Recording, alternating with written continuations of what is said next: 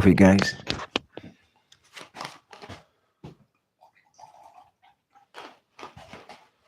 For anybody that's watching it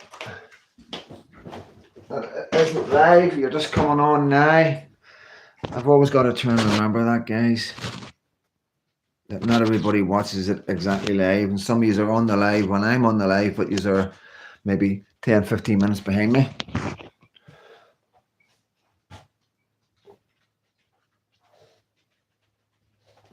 Because I wondered, like, you know, see when you're doing a live from my side of things, like, it's sorry,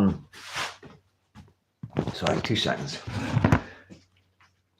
So I'm talking about stuff, different topics, and then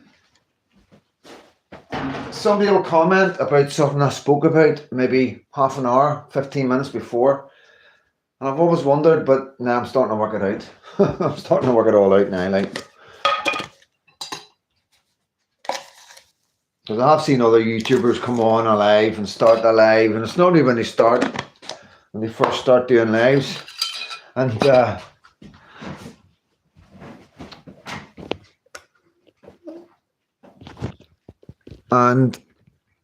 you know, they sit waiting for people to come on, you know what I mean, and they forget that people are going to watch it later, you know what I mean, and you know, so yeah, welcome to my channel. I am Freedom Dad, and this is Tulip, right on cue. Right on cue.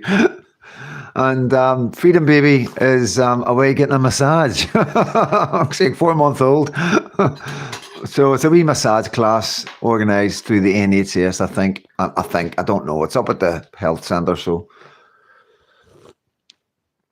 it's good. Around other mums for her, you know what I mean? Like, you know, Katie's a young mum, you know, so it's good. She got her mum. Her mum's going as well. So it's just not for me, guys, you know what I mean? So I thought, do a wee live. I've got a wee hour. I don't know how long they're going to be. So I thought, why not? It's a nice day. It's the heating went packed in last night, so it was freezing this morning. Tulip's only just got up, and yeah, I've been up quite early this morning, making sure everybody else was up, and yeah, it's good. So hope you're all good. Who's in? Drop a comment. I think when it is starting to work for some reason. I think when I touch it or mess about with it, it freezes it and it doesn't move. I think I'm causing the problems, guys. So please drop a comment if you're able to drop a comment. I do understand that you can't all drop comments. A lot of you don't want to put your name to nothing, you know. But like I say, guys, you know, you can start a YouTube channel. It's not that big a deal. All you got to do is start the channel up, right? So, you know, a lot of people, well, this is good morning, Fanda. And Tulip is here as well. She's never far, is she? Bring it down a wee touch. Yeah, it's not bad. Yeah. So, yeah, Tulip's here with us, guys. Gary McKay, Freedom Dad, good to see you. I always tune in, brothers. Spring on, where sun is shining on us. Yes, I know, it's amazing, isn't it, mate? It is amazing. I know the whole mood's getting better for people. And you do feel a general, it's like, I don't know, do you not feel it's in the atmosphere sometimes when you walk about or when you go about your business? I don't know if you go to pubs or you go to your shops or you go to pick up your kids, but you know, when the sun comes out after it's been cold and dull and grey and we haven't seen any blue skies, and it's still a wee bit brisk, like everywhere's white, you know what I mean, guys? Hello, my old friend. All right, Ronnie, son, good to see you. Yeah, but I was just saying about some people don't have YouTube channels because they can't comment and stuff like that. And what I'm saying to you is, guys, you start your YouTube channel on your phone. You know, just go to YouTube and sign up. You know, you don't need to worry about, you know, pictures and all that at the minute. You know, just try and think of a wee name, something that you like. You know what I mean? Just think of it as a wee profile, you know what I mean? And so you do it on your phone. So whenever you go onto YouTube on your phone, if you've got a smart TV, it will come up on your phone, connect to your TV. So that means whenever you log into your TV, the YouTube on your TV, it will automatically log into your YouTube channel. So you don't really need to worry about logging in on your TV. It will do it all on its own, you know. I believe, you know, don't quote me on that, you know what I mean? If there's anybody else that's well versed, if I'm right, let me know. If I'm wrong, let me know, you know what I mean? But thanks for jumping on, guys. Just a wee early morning one. I find the lives a lot better than the videos. I am starting to feel a wee bit better with the lives because I'm able to interact. It's not to say I'm not going to stop doing videos. But, you know, sometimes with the comments, I do want to interact. And, all right, Darrell, nice to meet you, mate. Welcome back. How's our Freedom Baby? Yes, Freedom Baby's away for a massage, guys. I know it sounds mental. I know it does. Thanks, Darrell. Yeah, sounds nuts, you know what I mean? But yeah, I think it's more for mum, you know what I mean? To be honest with you, it's not for a baby. But it's a massage class, you know what I mean? And, you know, I do massages, right? I walked in the rain for 4 hours yesterday and got wet through along the way. I said good morning to a lady and said, the sun still shines underneath the rain and clouds that made her morning freedom dad. Yeah, well, that's it, man. So simple, so simple, you know what I mean? And like, I always say to people, and this is what I say, guys, you know what I mean? Whenever a lot of people, the first thing they go when it's miserable, they tell you it's miserable. You know yourself, and I'm out with my dogs. You know, man, I say hello to people, and people know me because I've been here for so long. And I've had dogs all my life. You know, man, this is the least dogs I've ever had. 2 dogs. You know, what I mean, all my dogs have died. You know, with a smile that was. Yeah, no, and like that's what I'm saying. You know, and I always say to people, it's no bad. It's no bad. You got waterproofs. When it's cold, you wrap up. When it's wet, you get the waterproofs on, and you know, and you got to make a conscious effort to go and get the right waterproofs. You know what I mean? Nice light waterproofs. You know what I mean? Because you can always put a trackie or a thermal zipper on underneath the waterproof. So you want something that's waterproof and light. You know, because all you want the waterproof to do is keep the wind and the rain out. And once you get that right, a wee scarf around your neck, a woolly hat, and a pair of gloves. Doesn't matter. Honestly, guys, it doesn't make a difference. It really doesn't. You know, I go like I wear like duck duvet. I always tell people like the duck duvet, but the duck down in the jackets are the warmest, and it's dead comfortable and relaxing, and you enjoy your walk. You know, lovely sunshine here in County Clare. Oh, what a beautiful place it really is. Yeah, it really is a beautiful place, mate. Just idyllic, you know, and like that's what I feel like about here, you know what I mean? A lot of people don't really get that, you know what I mean? I think this is an amazing place to live. And, you know, even though some of you come from nice areas, some of you don't, you know what I mean? Like my friend Talgur there, he comes from an amazing part of the world, you know what I mean? Beautiful Ireland, you know?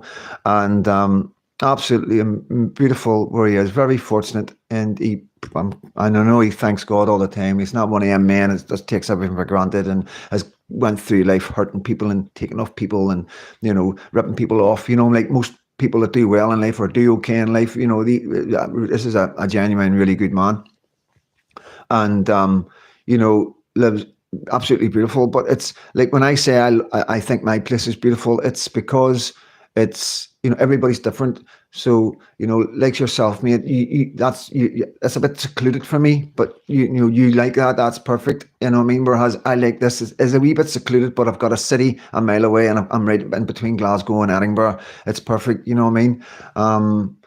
Just for my kind of life and what I want to be doing, and for Lucky and as well, you know, give Lucky the options. You know, this is where I want to ground my daughter. You know, I feel I've found a perfect place. You know, at the moment, I feel it's for everywhere I've been. See, it's stopped again. Freedom Dad, you are making a massive positive impact upon me, and you are clear and understanding to me. Thank you. Oh, thank you for the feedback, mate. You know what I mean? And like I say, I'm always on X and stuff. If you want to be just a wee private conversation, if you're ever like, because it's a roller coaster, bro, you know what I mean? It's like, and it's good, this is brilliant, you know what I mean? And hang on to it, but don't take it for granted. Always be ready, be prepared. Don't just drop your fucking guard, you know what I mean? You wear your trauma like armor, and that's how we go forward, you know what I mean? That's how we go forward. And you know, the armor protects us, but it also lets people through, you know. And you know, and it does sound a wee bit far out there, but it's just trying to get it down, because like you go to psychiatrists and all the rest of it, and you know, it is difficult. It is difficult because, you know, there's, like I say, you only get an hour, and like an hour's no good. An hour's no good to nobody. I don't care who you are. An hour is no good. You know what I mean? It's okay for me. You know what I mean? I'm getting there. I'm stronger than I realize sometimes. I think, you know what I mean? And to be honest with you, the only times I've been knocked down is when I've been hit by a bulldozer. You know what I mean? I don't think any man would have stayed up. I don't think many men would have came back. And I've got to give myself that. You know what I mean? Yes, I've hit rock bottom. You know, when I lost my wife, and yep. It done me. I was close to going. I was close to not being here. The worst I've ever been. Embarrassing and everything. Shameful. A lot. You know what I mean? And yeah. So I'm here now, and I'm fortunate to be here now. But like I say, it's, you know, I've built it up over years because of what I dealt with when I was younger. I'm fortunate that way, that I knew, you know, I understood life. I understood people. I understood how people are so bad. You know what I mean? I understood it. You know what I mean? You know what I mean? It's like we all walk about life thinking everybody cares. Nobody cares. And and it's not, you know, obviously we've got people that care about us, and there is really genuine care, but I'm talking about society in a whole. Don't wait for anybody else to come and help you. Don't wait for the council to come calling, you know what I mean, because you're not paying your rent, or because, you know, don't wait for people to come and help you if you hit the drink or if you hit the drugs. People will stay away. They won't come and help, you know.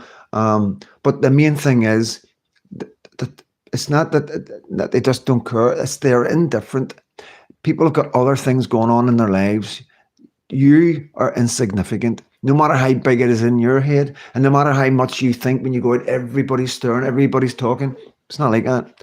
People have got far too much stuff going on in their heads, far too much stuff going, especially today in 2025 in Great Britain. Please believe me, this is a time for mental health, for people with mental health problems to rise up, to find the strength. This is the time, you know. The internet, knowledge of explosion, everything, take everything that you can get. You know, it's there to help you. And the problem is with society is the government aren't prepared to tell you how easy it is to fix yourself, how easy it is to get better. They're not prepared to tell you that your brain gets fixes just like everything else in your body, just like any wound, any bullet hole, anything, your body will repair. Sometimes it takes longer than others, but why would your brain not repair if every other part of your body repairs? You know what I mean? And sometimes, you know, this is for entertainment and educational purposes only, and I'm not a doctor, and please do not take any advice that I give you about medical stuff. You know, it's my opinion. It's what works for me. What works for me will not work for you. You know, so, but it might, you know what I mean? And I do believe that, you know, even though a chemical will help a diagnose, you know, a symptom, you know what I mean? But I do believe it creates other things that we're not aware of and nobody really understands. And the reason why nobody understands is because we're all so different. We're all so different. And this is what I also say. Why does anybody expect that this one particular thing that they give you, I'm not going to name anything, but how do you think, how is it possible that that's going to work for every single person? We're all so different, you know. Every single person would need a certain chemical made up for that individual. Because if you didn't, then there's going to be an imbalance of another chemical, which is going to bring on another reaction, another symptom, which is then going to bring on another chemical that you're putting in your body. And then it just goes on. And this is why we're sitting in working class areas today with family members and loved ones sitting with boxes. And I'm fucking boxes, guys, you know what I mean? Tupperware boxes, you know, fruit bowls. I've seen it all, guys. You know, I've seen the wee hingy boxes with the squares. It's rife. It is rife. There's not a family in the working class areas that isn't touched, and that's a massive big problem. That's a massive big problem. And then when you say, well, we'll get help with them, there's no help. There's the mental health councils are overrun. They've got no money. They don't have the money. For mental health is like an operation. Mental health is like getting a CT scan. It costs a fortune. To pay these people, to counsel people, and to give people help, it costs a lot of money. They don't have the money. Just like you can't get a CT scan, you need to really keep going to the doctors and complain about something to get anything, even to get an x-ray sometimes. It's only because we're skint. We've got no money, and it's going to get worse and worse and worse and worse and worse. You know, so we have to help each other. Sorry, guys.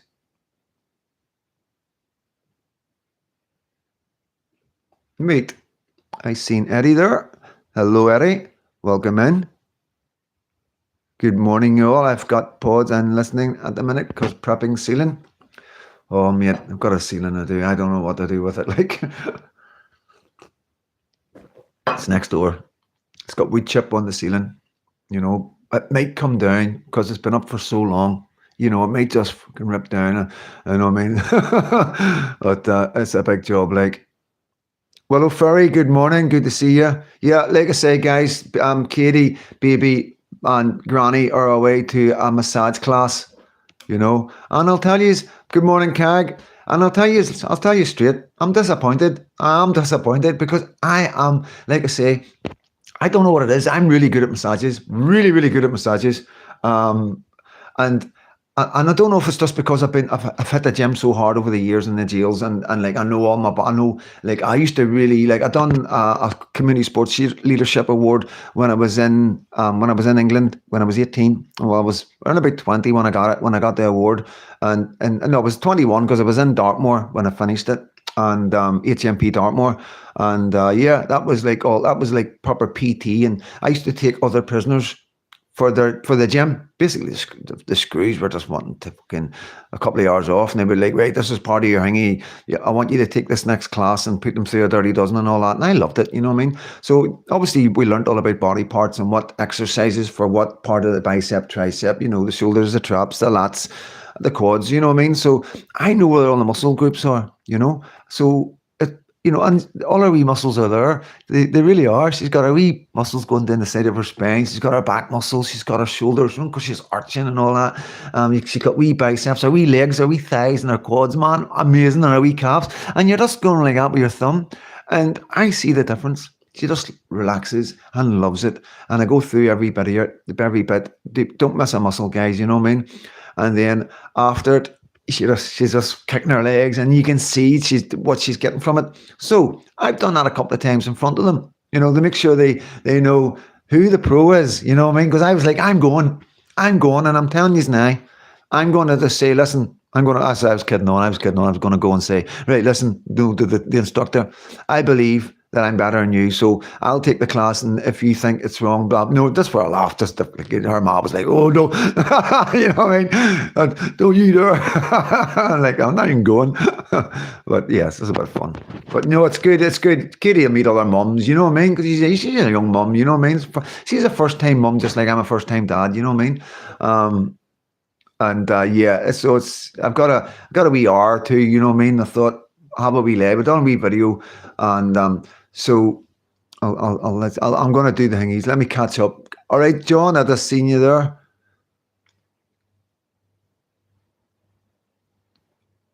All right, bro, in chat. And guys, Talger, I don't know, like, because I know you all have got different names, and I'm not going to call you out in your first names if you've got a different name on your thingy. Simple as that. I'm going to call you by your thingy. So I just want you to, everybody to know, Talger is a good friend, a really good friend of the family. You know, very kind, very helped us out, you know what I mean? Helped us out when the baby came and all that. Really nice, got some really nice stuff, you know what I mean? And yeah, absolutely amazing human being, guys. So just want you to give him a bit of love. We have to be strong and independent as possible. Yeah, definitely. And like a lot of these, even though a lot of these are like, it probably nothing wrong with you and all that, or some of you have dealt with stuff and you've dealt with it and you've moved on, but this is the thing, it's always there. Mental health is always there, right? So this is the problem.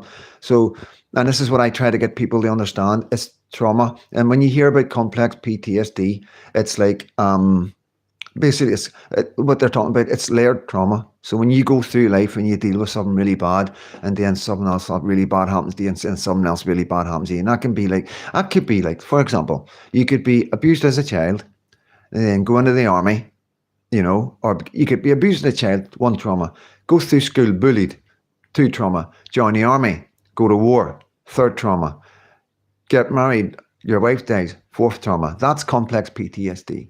Believe you me. And the thing is what happens is with mental health is that a lot of people don't look at it and deal with it properly. We mask it, we smother it, and we don't actually deal with the problem. So basically, as you know, you will take stuff or whatever, you know, legally or illegally, you know, and then obviously it escalates, and we know where all that goes. But the thing is what I'm trying to get across is if you're prepared for it, you can be hingy for it, you know, because it bites you in the arse. We never know when trauma's coming. You never know when something's going to come and hurt you. And it could be a friend passing, it could be a really close loved one, it could be a relationship breakup, it could be anything, it could be an animal gone, it could be your pet that you've had for 14, 15, 16 years. That is enough to put you really, really in a bad place if you're obviously deal with trauma, if you've got complex PTSD and you hasn't been diagnosed. Okay, so you're sitting in a place, you're basically really, really vulnerable because of what you dealt with, but you don't realize it because you think you've dealt with it. You're a bigger person, you're moving on, and if you're not going to let that keep you down, so, and that's what happens, and then bang, something happens and you're gone. You're gone, you know what I mean? And it's so, nobody understands it because because you don't talk about it. Nobody, you've got so many secrets that you don't tell nobody. You go through life hiding it because this is what we do. We don't believe anybody understands, or we don't believe anybody cares, you know what I mean? But there is places out there that people do care. There is like-minded folk, like these communities that people actually genuinely care and want to help each other. And maybe helping me is helping you. That's maybe part of how I haven't had an episode in fucking ages. And I don't really want, touch wood, I don't really want to keep going on about it because every time I say something that happens, but I've said it before and it was all good. And, like I say, babies, the baby's a different ball game, guys. Like I say, I've had some close ones and boom, baby. Just look at the baby, gone, and I've got that, which is good. And, how many 55-year-olds have that coping mechanism, you know what I mean? So I know how fortunate I am. So I'm not going to sit back here and go, well, I'm sorted, you know what I mean? I've been in a really bad place, you know what I mean? And people have helped me, and the people have helped me. This is no word of lie. The only people that have helped me, get where I am today, is people who have suffered trauma. People who have suffered the exact same shit that I suffered as a child, and that's the general consensus because they are the only people that understand exactly what's going on. And this is true. Like I keep going back to this psychologist, psychiatry, and all this, what the NHS have got to offer. An hour is not good enough. I don't care. An hour is an insult to somebody with mental health. I'm telling you, all you're doing is causing more problems than enough. You're bringing somebody in and you're poking and prodding and you're bringing it out because I get emotional. I get emotional every fucking time. You know what I mean? I do, like, I have to go, whoa, we're not going down that road. You know what I mean? I have to because I can't fucking even speak because I'm trying to stop myself from breaking down.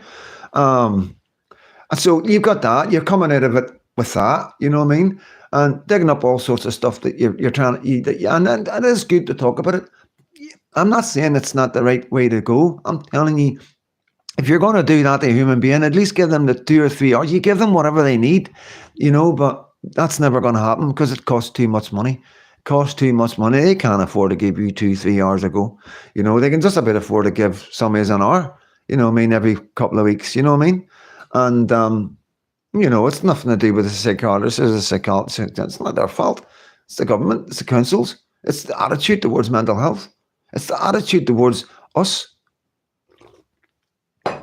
Because they also think, gotta stop touching this. They also think once you go through a trauma, that's it. You're sorted. You know what I mean? It's happened 50 years ago. What are you still complaining about that for? You know what I mean? See, we'll give you £40,000 for that. Shut up. Do you know what I mean? Family are great. Everything's great, CAG. Everything's great. Positive changes, yes, Gary. And it's all about keeping it all, keep the right things. You know what I mean, guys? Please believe me. If you are missing a trick, I promise you. If something excites you, follow it. If something gets your attention, follow it. Get interested in it. If anything you're interested in it, learn about it. And you might find that you'll go into one rabbit hole. And when I say rabbit hole, it's not a bad thing. It's learning. It's learning, so it is. Obviously you can go down conspiracy theories and all that. That's down to you what direction you want to go with UFOs and aliens and all that carry on. But what I'm trying to say, there's so much information out there about anything. Anything. I know you've all got different interests. Grab it. Look at it. Revise it. You'd be surprised. You'd be surprised what you'll remember because you're interested in it. You know, we all think, oh, especially when we're getting older, the old memory goes, and you know, it's we do have selective memory, and and it is something that it comes with time where we know what not to spend too much time thinking about. You know what I mean? And but at the end of the day, there's so much out there, and like what I'm saying, Sadie, is it one thing that interests you, and you start going down it and researching, getting a wee notepad as you're watching videos and taking wee notes and stuff like that. Um, you find yourself like you'll be surprised how much you contain. I would sit privately one night. This is what I would do if I was using, just stick the camera on, because remember, you're not live, you're just doing a camera. You can delete it as soon as you do it, and get the lighting right, get it so you're looking okay and you're feeling, do whatever you need to do, and talk to the mic, just talk to the camera about whatever, and just do stuff like that. Get a look at yourself back, what I mean? That's what I think is people should do, and that's the way forward of maybe helping other people yourself, what I mean? Definitely. And that could be just family members, what I mean? We are going to be doing, this is going to be a time when we're not sending birthday cards anymore. People are sending me voice messages and video messages, what I mean? So it's a perfect time to be doing stuff like that for your loved ones, and saying some things that you wouldn't put in a card, and saying some things that you wouldn't say to their face, what I mean? I'm not telling you to go overboard, but, just tell them how much you think about them, what I mean? Because something like that, and start doing stuff like that, what I mean? That's just a wee thing. I think it helps, what I mean? It concretes when you say something to the camera, it sticks to you. It's not like you're just saying something that's gone. You're saying something to the camera, it's there. You're never going to forget that, because you can always look back at it, what I mean? And it's also a good idea to do wee video diaries for your loved ones, for your grandchildren, Pacific grandchildren, getting a wee memory card, or, asking somebody just every night, one of your loved ones, will you throw down that wee memory card for me? And just have the child's name on it. So when you go, you can put it in a wee box for your grandchildren, and they'll stick that into somewhere and go, wow. Can you imagine having that? So there's something else that can get you driving and keeping your mental health going, because you're always going to remind yourself that you're doing these videos on your children. So everything else is for your grandchildren. You're here listening to me. I'm here fighting for my children. Might be lucky. I know yous are here. Go on, Freedom Dad, you know what I mean? Because you are invested with wee Lucky as well. You've seen her since she was born, you know what I mean? She's 4 months now. She's no camera shy, she loves the camera. And you're going to hear her first words straight away, all that, you know what I mean? You're going to see her crawling for the first time. You're going to see me taking her to the park for the first time and all the rest of it. So, yeah, it's not just about, if you don't have children or you don't have grandchildren, you can be invested in other people's children. You can. They are the future, and this is a problem on the left. This is why we've got so much counter protests and all these far left. I'm not going to go into it, but most of them don't have children, or their children hate them. You know what I mean? And there's so many families out there that are broken up, and kids don't hate their mums. And I've seen it. You know what I mean? Not every family is perfect. Not every family is the way it's meant to be, and the way it's shown on TV and films and all the rest of it. You know what I mean? They don't show you the dark side of the working class. You know what I mean? It doesn't fit their agenda.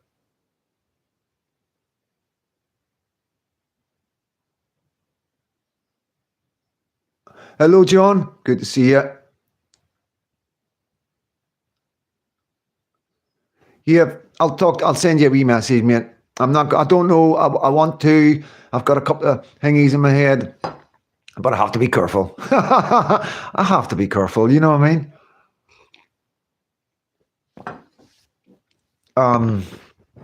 Yeah, I'm not going to be naive, you know what I mean, and think because I do a couple of videos and I get so much love from so many people, you know what I mean, that there's not a lot of people not liking what I'm saying right now about the peace and about Northern Ireland and about Catholics and Protestants coming together. You got to understand, I'm born and bred there. I know how deep it goes, I made the mistake of dating a Catholic when I was 12, 13. You know what I mean? There's a wee girlfriend, boyfriend thing, you know what I mean? There was a wee, in East Belfast, don't even ask me how this worked out, right? But in East Belfast, where the children's home was, my children's home was, it was an old convent, right? You could make this up. And then right across the road from it was like a fortress, but it was the priest's house. And then all the wee houses around it were Catholics.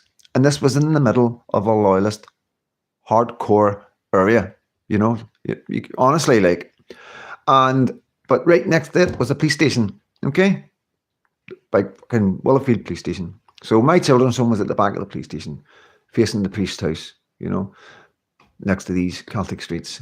But like I say, it was like maybe 2 streets, maybe 50 houses at a max in the middle of surrounded, no barriers, no nothing, just plopped right in the middle of a Protestant area. And this is probably goes back to the 60s whenever Protestants and Catholics lived together quite harmoniously, you know, and it is, I suppose it does show that there was Catholics living in Protestant areas. This is the only time I've ever seen this, like, to be honest with you. And I didn't really know she was a Catholic or anything, you know, I didn't know anything like that. But I got stabbed for that. I got a knife thrown at me, got the scar here.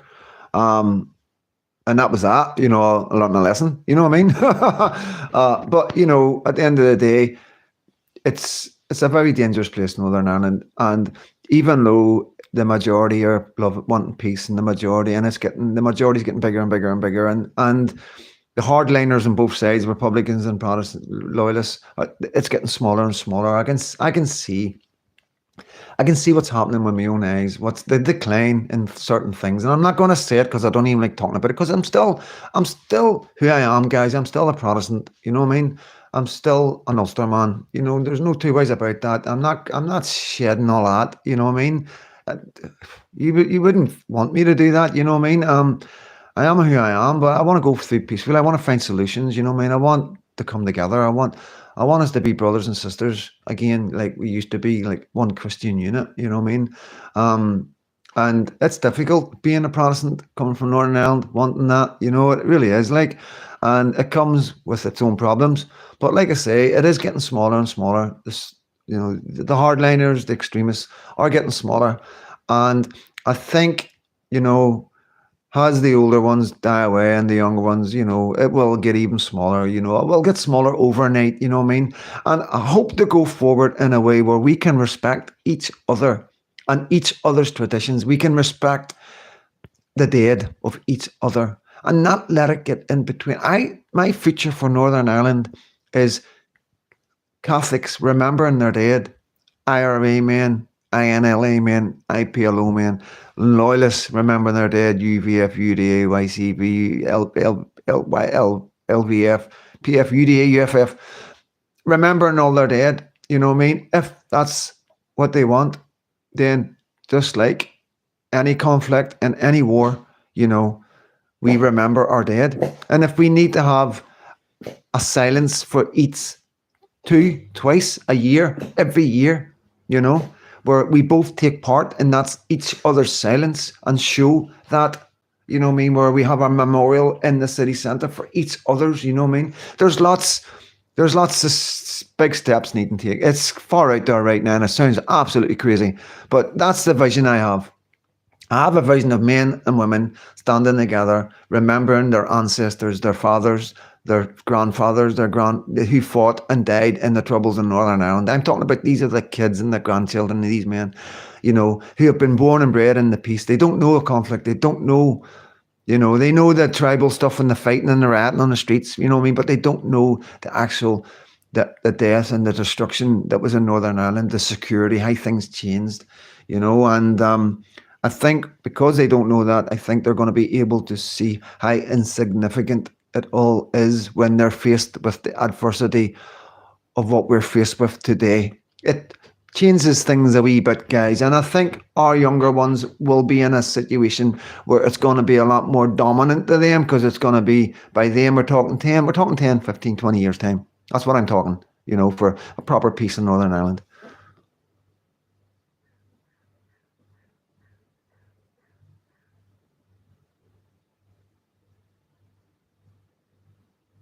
Hi, Shale. Good to see you. Thank you, Gary. I saw a UFO when I was 18. Yeah, there's loads of people, you know, and like, people used to ridicule people like that, and now there's all sorts of footage coming out that the government have got. Hello, Nick Khan. Not everybody has the gift of the gab. Yeah, well, I don't have the gift of the gab. It's just because I'm interested in what I'm talking about. I'm passionate about it. It means a lot to me. Uh, I promise you guys, I'm not really that socially thingy. I'm not one of them guys that you would hear in the pub or see. You know what I mean? I don't stand out or nothing like that. You know what I mean? There's all different reasons why I don't. You know what I mean? I hold my own anywhere I go. I can have a conversation with any man. You know what I mean? I just feel uncomfortable sometimes. I'm not suited to that. You know what I mean? Um, if I could get all yous in a pub, it would be amazing. It would be the best pub in the world, you know what I mean? But it's not like that. We live in communities where everybody's different, and not everybody gets on, and it's difficult, especially whenever my problem is obviously if I do anything wrong, I go away for a long time. I've never had bail in my life, and because I've done like so many years, like the last sentence was 18 years. Before that was 6 years when I was young, and then another 2, 3 years. It's non-stop. So a judge looks at that and just thinks, you're just a really bad person. I need to protect the public from you. So no matter what I do, what would normally get you 6 months but get me 6 years? So that's always a big part of me trying to be social. And some people know that. Some people can take advantage of that, guys. Hello, Aaron. Hey fella, came across your videos and seen your video on this protest. I'm originally from Derry. I see people banging it. I'll not give my view on it.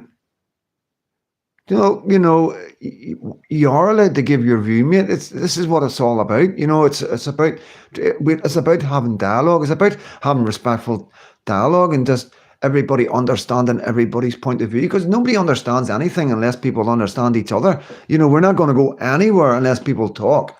You know what I mean? And if you don't, it doesn't matter if you don't like hearing what you're hearing. That's on you. It's not on anybody. I'm not talking to you directly here, Aaron Gobrag. I'm talking to everybody. If you don't like what you're hearing, if it offends you or affects you in a way, then sometimes you have to look inside yourself, because you've got to look at the solution, look where we're going to, look what we're trying to achieve. Then you've got to think to yourself, well, is it what I'm feeling right now?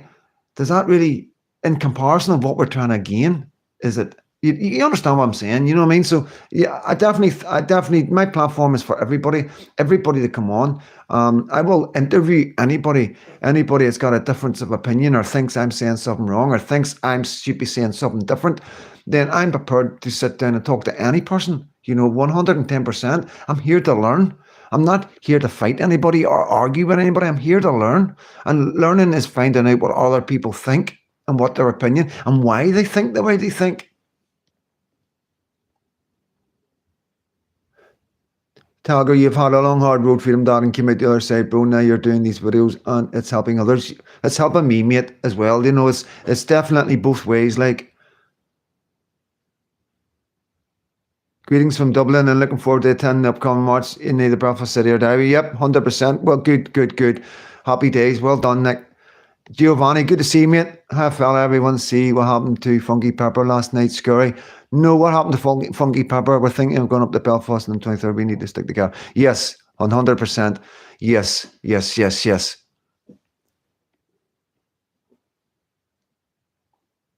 the 1960s, caused their own demise through curtailment of houses and voting, and seeing what happened. The current political are already wedded to migrants.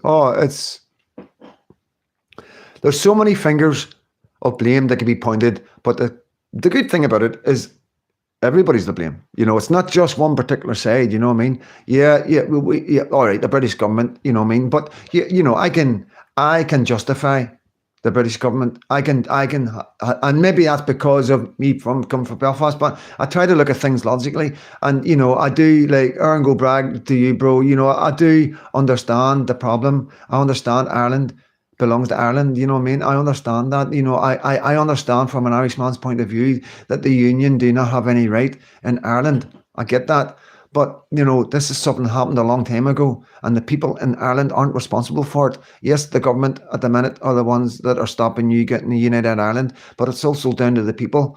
And my thing is, this is my point to anybody from the Republic of Ireland or any nationalists or Republicans. The point from my point of view is I was born and bred in Northern Ireland, in Belfast, South Belfast, on Donegal Road. I was brought up under Union Jack as a unionist, just like you've been brought up as an Irishman under the tricolour, I'm quite sure, in like Zelena Down and Ballymurphy and your Andestown and your Divis and your Falls, you know what I mean? So I understand where you're coming from as well, right? 110%. But the point is, is like you can't just threaten people and scare people and bully people and intimidate people to get what you want. The only way you're going to get what you want is through dialogue. So from my point of view, we have a sort of this ironic look at it all because we truly believe as unionists, and I'm going to use that word loosely at the minute right now because I'm not happy with England. But as a unionist, we always looked at it like this. If it wasn't Britain, it would have been the Germans. If it wasn't the Germans, it would have been the Spanish. On two different occasions, Ireland was used to attack Britain, or was being planned to be used to be taken over by two different other countries. And Britain had no choice but to take a small part. I know all about 1916 and all the rest of it. I'm not going to get into the nitty gritty. I'm trying to give an outlook of it from as quick as I can without going into it and doing people's nuts in. Has that unionist point of view, talking to Republicans, this is, guys, you know what I mean? The Spanish, they got up into England. They nearly conquered England. If they had been able to take England from Ireland, it would have been game over for all of us, right? The Germans infiltrated Ireland, and you know the score. You know the work that the Irish people did along with the Germans, but we also know the work that the Irish did fighting the Germans in the trenches at the Battle of Somme, Battle of Thiepval, Battle of Leves, all them, I know us guys sing about all these things, and we the Somme's closely connected because of the Ulster Volunteer Force, the 36th Ulster Division. Yeah, that's where all that comes from. It's all connected, and it's been stretched and pulled and manipulated.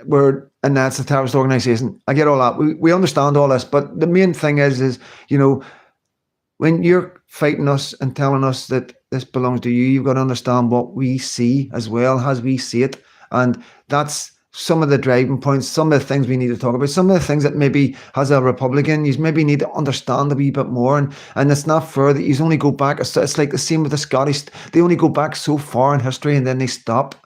Same with slavery. They only go so far back and then they stop. They only focus on one part. They don't look at the whole picture. And that can distort the truth. It can distort people's attitudes going forward. And with them kind of distortations, we're never going to get peace. We need to be open and honest and frank with each other. Yes, I do believe that Ireland should belong to the Irish. How do we get the solution to that? I don't know. I do believe I have got the right to live in Northern Ireland as a unionist. How are we going to go forward with that? I don't know. But all I'm trying to say is you're not going to intimidate or scare or bully or bomb or shoot anybody out of their home. Most people will dig their heels in. But if you come and knock their door and say, listen, mate, I lived here 40, 50 years ago, I want my house back from my family, we could talk. I would invite you in. We would have a cup of tea. We would get down the dialogue and we would move forward. At least we would be moving forward. You get me? And that's why I want guys to talk. We need to talk about everything. You know what I mean? Sorry, guys.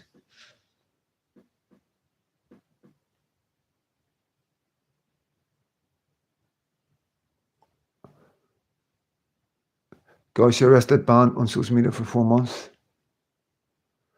Oh, I don't like this. I don't like this. Okay. Here's Funky Pepper. At the end of the day, regardless of anyone's belief, oh yeah, 100%, 100%, Vanda. Hi, John. Yeah, he's a fellow patriot. He posted something over a year ago. 10 coppers took searched house. And they've given him, see, this is the thing, they'll just ban you off social media, guys, off everything, and I think that's an attack on your freedom. I really do. Huge attack on your freedom. I don't think anybody's got the right. It's like stopping you going out and talking in the pub. It's like stopping you going to the pub and chatting to your mates. That's a human right, guys. You know what I mean? Social media is a human right. The government do not own any of the platforms, No, I don't agree with that. Like, we need each other as human beings and nothing else, shape or form. Yeah, very good, Gary. Yep. Good morning, Giovanni. Good morning. Good morning, Vanda. All saying good morning. Do you know, John Capone, do you know what was said, Giovanni? I hate hearing that, man. Yeah, I had unsubscribed, took John all his gear, banned, and met his ex-Saturday mate, and he is being followed on all sorts. All right, we need to look into that a wee bit more. John Capone, can you give me a wee call after this and fill me in? Freedom from Canada. We are trying to spite of the present government, but the sun comes up every day. Ned Tunes, Canada, man, our heart goes out to you guys. We are aware. We know who Trudeau is, and we know how the government have persecuted citizen journalists, how they've treated Avi Yemeni, how they've treated Rebel News. What happened? I can't mind his name. Forgive me, the guy with the hat. Forgive me again, that woman, horrible looking woman the police barged them and all that. Horrible behaviour from government officials and police officers treating citizens in Canada. Absolutely shocking. And you see, the reason why they do that is because they know they can get away with it, because of a far left government. When you've got a far left government, then people know they can get away with things. You understand? Nibar area just caught that. Yeah, people get away with things, guys. So they do. See Tulips wanting to poke her head up there. Hello. Look, Tulip.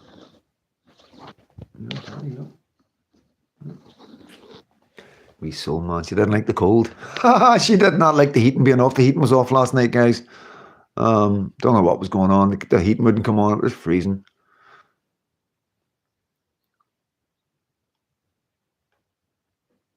XSAS, even John. Oh. So someone's posting actually said the Garda had not employed Irish people or recruiting for Canada and elsewhere. Well, I've seen a video where the Garda are recruiting foreigners.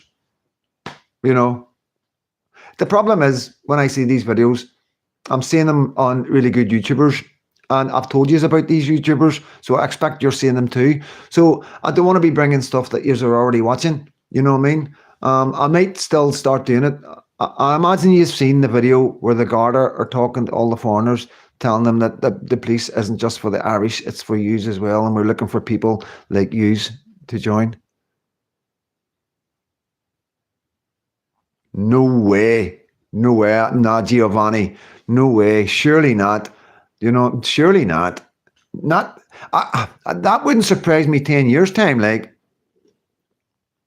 Worked with a few lads who were of the units, and they see more threat from Islamic migrant and the damage across the UK, and they feel more under threat now. Well, this is the thing, Nick Khan. We've got a problem up in Britain of the union breaking up, mostly by Scotland. We came very close. There was an independence vote about 5 years ago. Can't remember how long it was, to be honest with you. And it was 51 to the unionists, 49 to the guys that wanted independence. And these guys were wanting independence. This is what they were shouting, independence. But this was their independence. They wanted to leave the British Union, and they were wanting to join the European Union. So Scotland would just be like Ireland right now, just getting filled up to the brim. And it would, because this is the quota that they're pushing. This is what they're doing. All the millions are coming into Europe. They're getting fed out to all the other countries, and you've got to take a quota. And that's on top of all the illegals that are coming in, that are just coming, flying in, boating it in. And I mean, I'm not talking about boating in legally. I'm talking about coming in on ferries and throwing their passports over the boat before the boat comes in the dock, and then asking for asylum. I'm talking about people flying in. I'm talking about every way you can imagine a foreigner can come into this country, whether it's through a sports club, whether it's through a football club, whether it's through a swimming club, whether it's through a gymnastics club. Every single time there's people that get here, say they're not going back to their country and they want asylum. And that's what's happening at the minute, And then you've got the quota that are all legal and the government know and they're accepted. And then you've got the ones that are breaking into the country, the one coming in on the fast boats and the ones coming in the lorries, And the ones coming in the fast boats and the ones coming in the lorries is that compared to what's coming in. And this is why the government are quite happy that you're all focusing on the boats. Oh, we'll smash the gangs. He keeps on saying there is no gangs, you know what I mean? This is just, whenever you go to him, what are you doing about the boats coming across from end of Dover? Oh, we're going to smash the gangs. There is no gangs. We know that. I've spoke about that. It's just guys getting themselves together, throwing money together, buying a wee outboard motor and an inflatable, and they're gone. You're talking £100 for a second-hand inflatable. €200. You know what I mean? The same price for a wee outboard motor. They get you with the one. They do the 20-odd mile. It is. It's not that far, guys. On a really calm day, it's really, people are swimming it. People swim back and forth, guys. You know what I mean? So that tells you everything. So, the government are quite happy. Everybody going on about that. Oh, you know what I mean? Because then you aren't looking anywhere else, you know. And when the figures come out, this is when we're all going to be shocked. Be ready for it, like. Oh, be ready for what's to come, guys.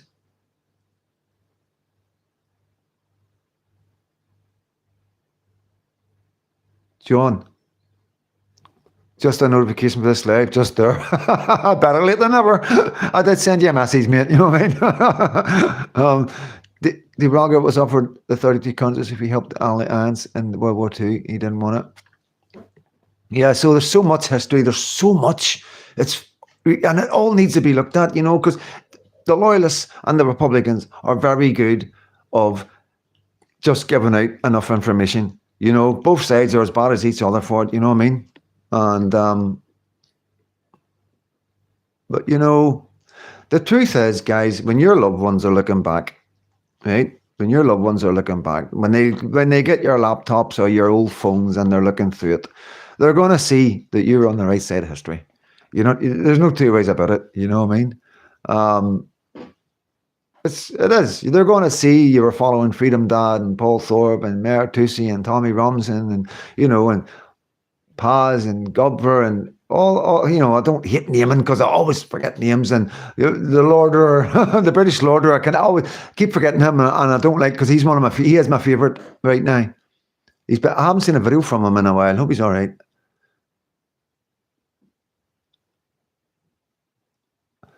Looks like Giovanni XSD's great man is up and pillar strength and hope for our society. Sorry to hear that, mate. Right, John, you need to fill me in that one, mate. You said stay away from anything political. Right. Beautiful dog. Thank you. That's Tulip. Tulips. She's a wee teacup pug. She looks like a wee puppy. She'll never get any bigger.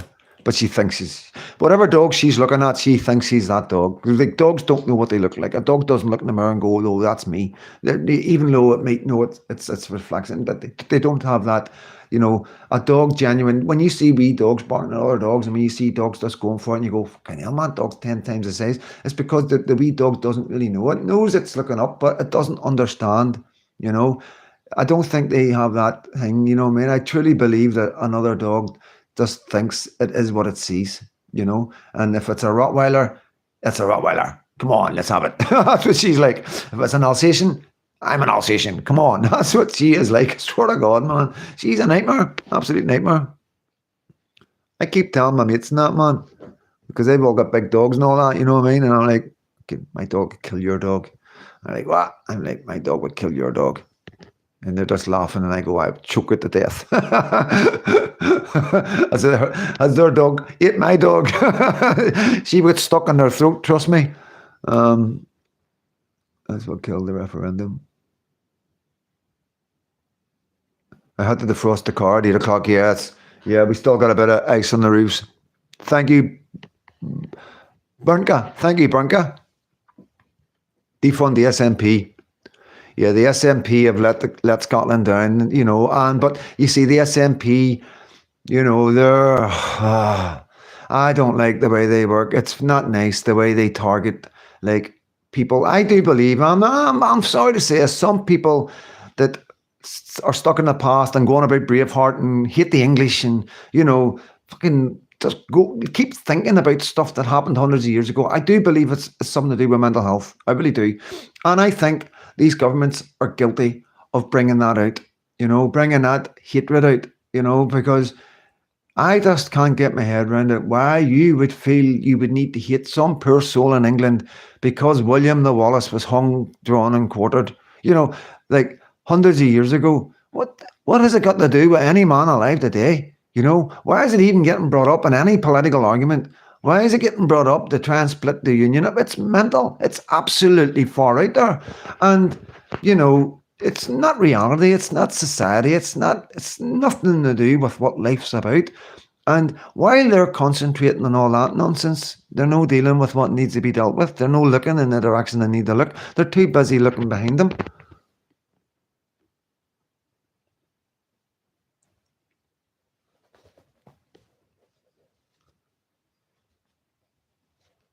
That's what killed the referendum, yeah. John Rankin, don't say that. If you subscribe to lots of channels, does it slow your phone down, as in texting and listening? I don't think so, mate. No, YouTube is an app, you know, so you're subscribed to lots of channels on YouTube, so they take most of the flack. You know, all I will tell you to do is every now and again hit your wee square button at the bottom of your phone and clear all. You know, just always clear that. That will slow your phone down. If you've got loads of pages open, you know, if you're going from WhatsApp to internet to YouTube to some other app that you've got, then you got to keep shutting them down. They do keep running in the background and they will slow your phone down, bro.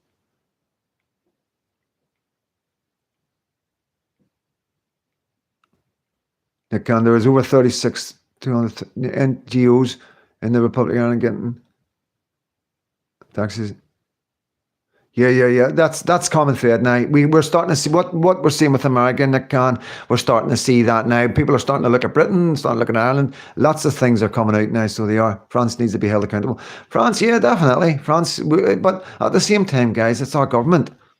Our government should be saying, you know, you're not getting in. France isn't an unsafe country. You know, you can't travel through 5 countries just to come to Britain, you know, and say you're here because you come from a war-torn, unsafe country. That's another illogical thing that doesn't make any sense to no man, you know. And this is the thing, it seems to be quite a lot of stuff. It's not like doubtful politics. It's not like just people making mistakes. It's fucking unreal stuff that's going on. It's like really out there. It's like, what is going on? Why are you doing that? How can you? Nothing makes any sense. And the only conclusion you can take from that, guys, is that it is all done on purpose. It's constructed and it is going in a process. There's a process happening and there's going to be an end result. That's all I can take from what I'm seeing as a human being, looking at the world logically, you know, keeping all the nonsense, seeing things factual. Don't look at anything else, just the facts, you know, no more. Don't go into psychology or anything like that, or the human mind and all that nonsense. The facts of what's happening, and nothing's making any sense at all, you know.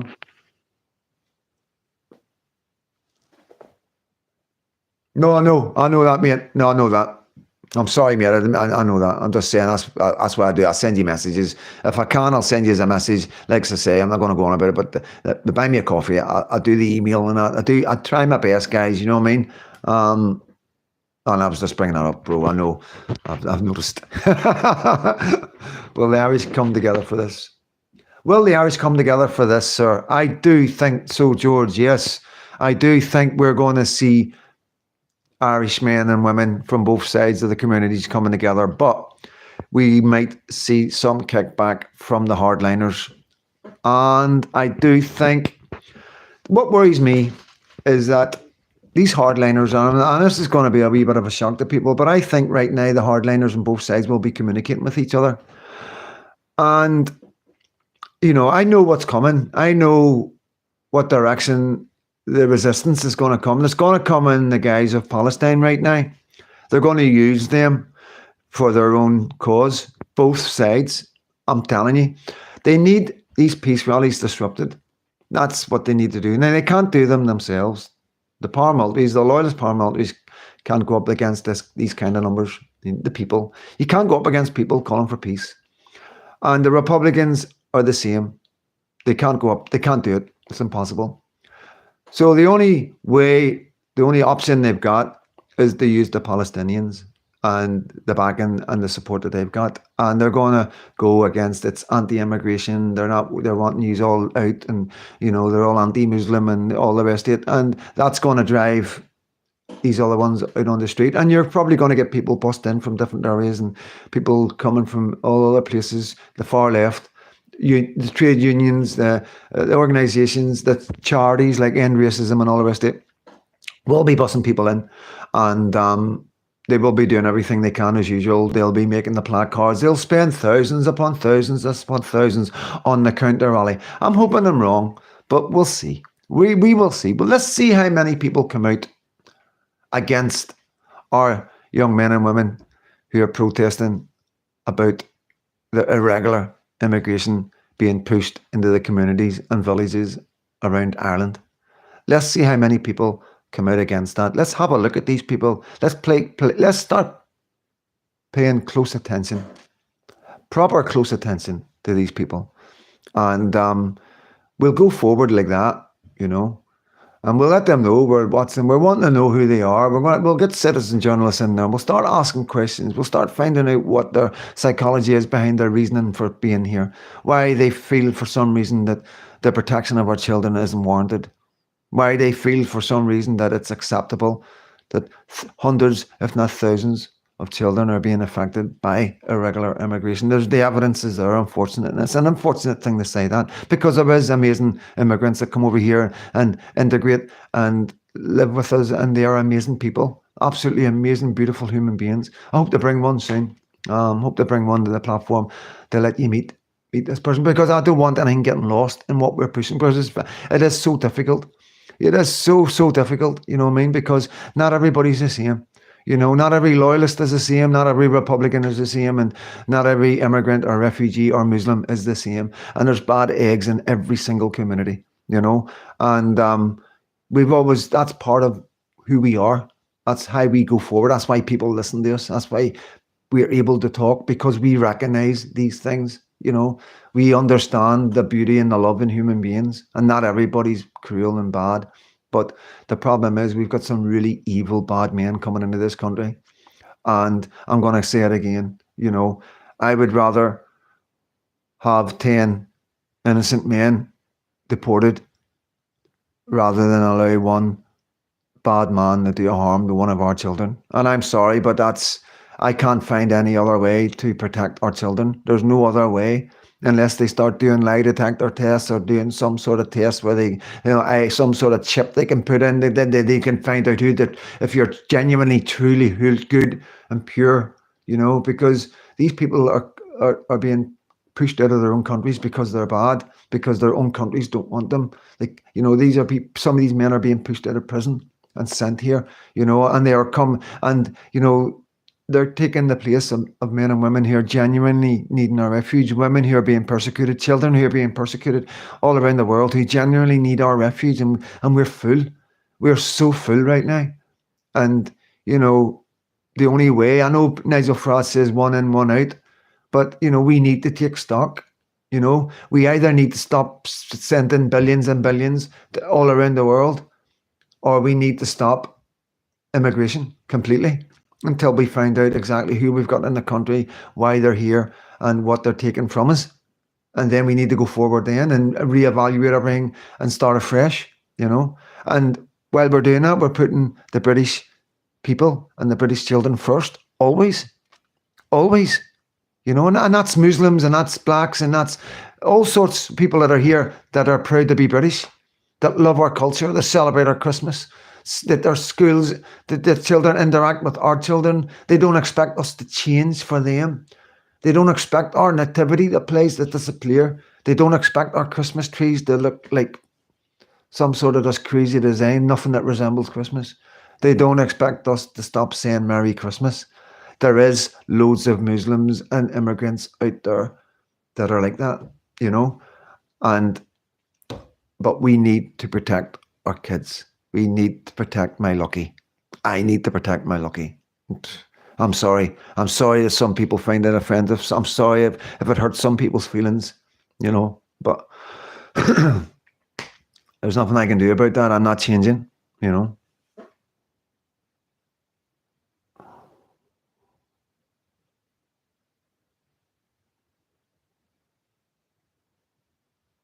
John. Right, sorry, let me get this. Sorry, guys. Yeah, Aaron needs to stand to gas me off work, but I carry on listening on my earpods. Brilliant, Vanda. Thank you. Divide and conquer. Yeah, definitely, George. That's been from day one. From day one, it's clear now. We can see it all now. We're so weak, divided, so weak. And like that girl said, how powerful can we become? How powerful can we become if we come together? Yes, Banga, honestly, I get feelings, I get goosebumps. Honestly, it affects me mentally when I see a communities come together, Can you go to jail yet for eating bacon? Jeez, oh man. You know, that is in decline as well. You know, I've got kids complaining to me. Really, like I have young kids now starting to complain. You know, kids around my friends and their kids, and you know, about how the schools are changing. You know, and they're not happy. They're not happy with our menu. You know, they're not happy that there's no Christmas stuff. One of the biggest schools around here is less than half a mile away from me.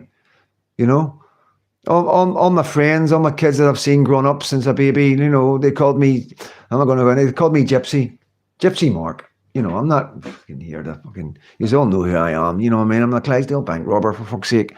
So they called me Gypsy Mark. That was my nickname in this valley because I'd done the scrap. That's what I'd done. I recycled. And so I've watched them all grow up. I've watched them grow up in adults, and I'm watching their kids now go through school, you know, and it's amazing. And I'm seeing the change even in the kids, you know. There's a huge change happening, guys. There really is.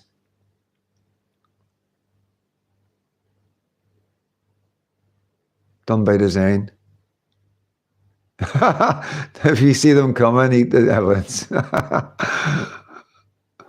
As an old lady on a chat said, she protects her house by hanging bacon. Oh no, you can't do that, man. You can't do that. Like, you know, you've got to be careful. You have to be very, very careful, because then you're pushing it, you know. And once you start going down of the cliches like that, guys, people will stop listening. You know, and it's important that we hold people's attention. But people are very vulnerable right now. They're very easy to offend, you know. They come on our platforms cautiously. They watch us and they're waiting to unsubscribe. They're waiting to leave the channel. You got to understand that. People are so nervous right now being labelled a racist or far right. So when they come on these channels, they're really, really cautious. And any sign of anything that could be untoward, they're gone. To me, that's somebody that could help somebody else that's gone, you know? And that's why we've got to be very careful. The days of having a laugh are gone. You know, the days of taking the piss out of the Irish are gone. You know, we all know the Paddy jokes, you know. And I was called Paddy when I'd done my 6 years in England, when I was 18. And like, it didn't bother me. It did for a year or so, but I got used to it, you know what I mean?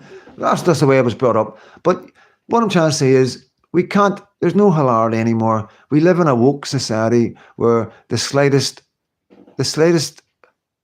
joke could put you in prison. So please, please, please be careful for two reasons. One, you can end yourself up in trouble. And two, people will stop listening to you. Okay? So let's always remember that when we're going forward. I don't care about the channel, guys. It's never going to get monetized. I don't care what you say. You know what I mean? And I don't delete comments. I really do not. Do not delete a comment unless you say something that's going to incriminate you or me. Then that's different. I'm going to protect you, because I don't know if you're steaming drunk or you're on it or what. You know what I mean? And if something like that, I've never had that experience. Do know somebody that's done that. You know, mistake. You know, just anger. You know, the moment and you know, so. Lucky enough, I was taken down. Nothing came from it, but it can get really, really dangerous. Please believe me. You know, you just never go on the internet when you're under the influence. Please, please, please, always promise me that. One comment can get you 2 years in prison. Remember that. There's people watching these platforms, they're watching your comments, and they're waiting for you to make a mistake, and then they'll click on your icon and they'll report you to YouTube. YouTube then have the YouTube will then report you to wherever your IP address comes up, whatever area that is, which will take them right to your police station. They will report it to that police station. That police station will then investigate. They might and they mightn't. It depends what they're doing. I don't know if every police station has the ability to go and investigate IPs and find out who the fake name is and all the rest of it, but it can be done. It can be done. I can do it. You know, if I can do it, the police can do it. It takes a wee bit of time, but it's possible. So, with that said, just be careful, guys. That's all I'm saying. You know what I mean? And like I say, my name's Freedom Dad. Freedom is for freedom of speech. I'm not here to tell you what to say and what not to say. I'm just trying to give you advice of how to get people to listen to you. That's all, you know.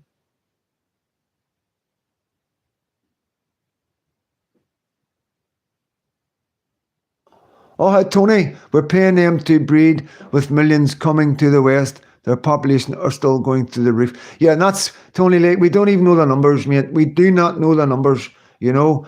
And for another awesome live. Thank you for giving us a voice. No problem, Cads.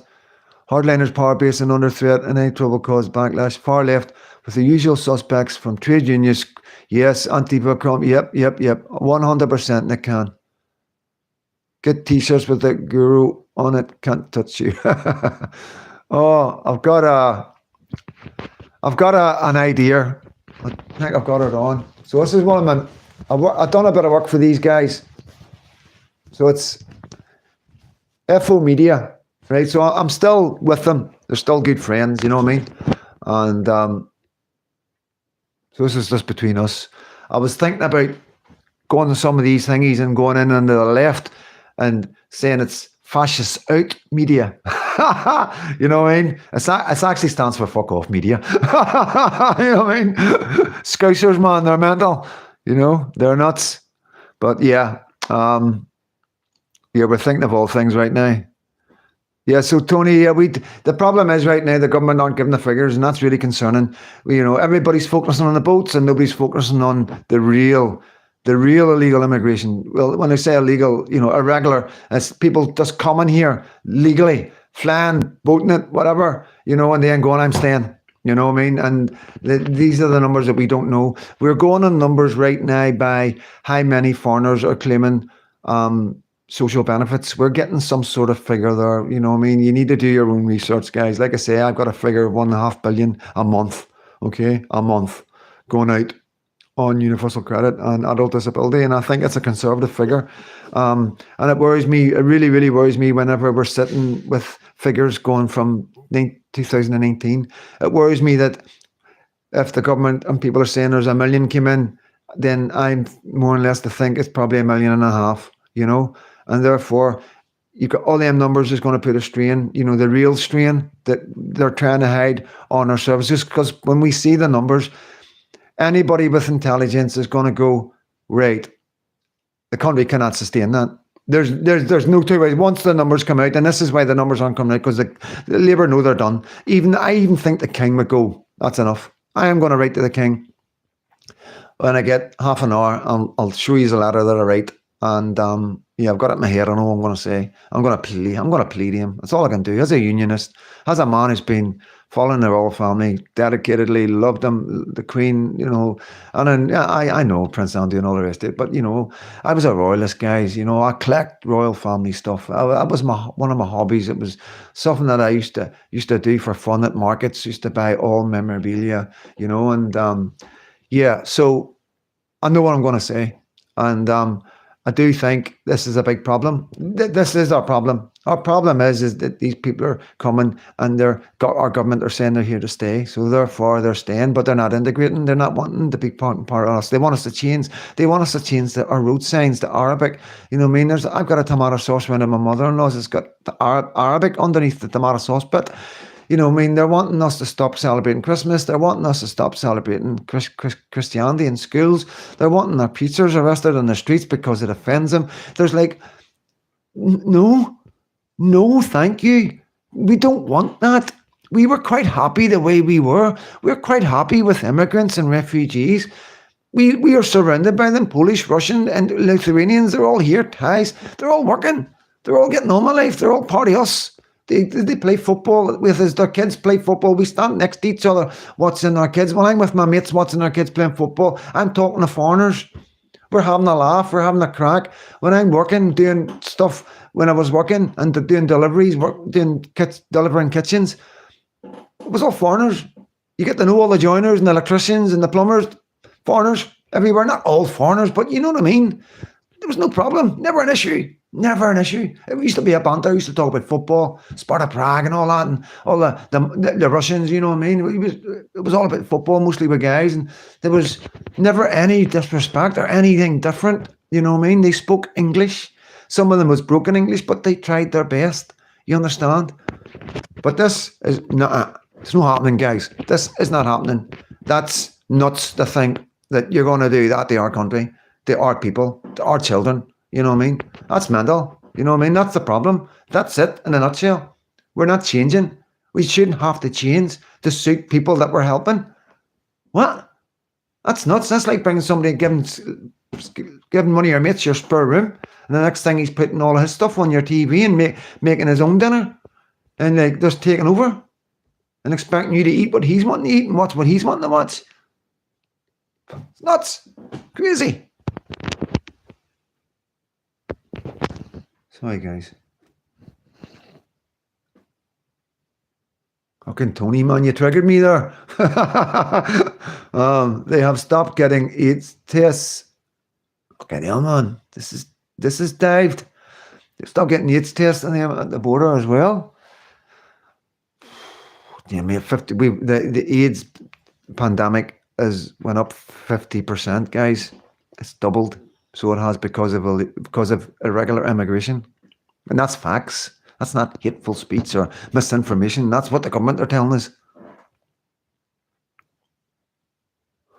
Oh, what? Talger, they're trying to get the call to prayer blasted on RTE after the Angelus. RTE is the major broadcaster in Ireland, like the BBC. Whoa, that's a change. That's another big change, isn't it? They may take, John Capone, they may take away my freedom, they will never stop my picking bodies.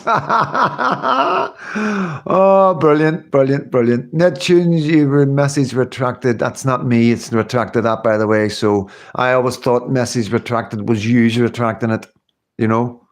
Tell me if it isn't. They may take away, yep, got that one. Very good, very good. Rudolph, good to see you, son. They're trying to get kids brainwashed at grassroots level instead of teaching them the life skills they need. Same with colleges. Them hope the next generation is woke and Labour voters.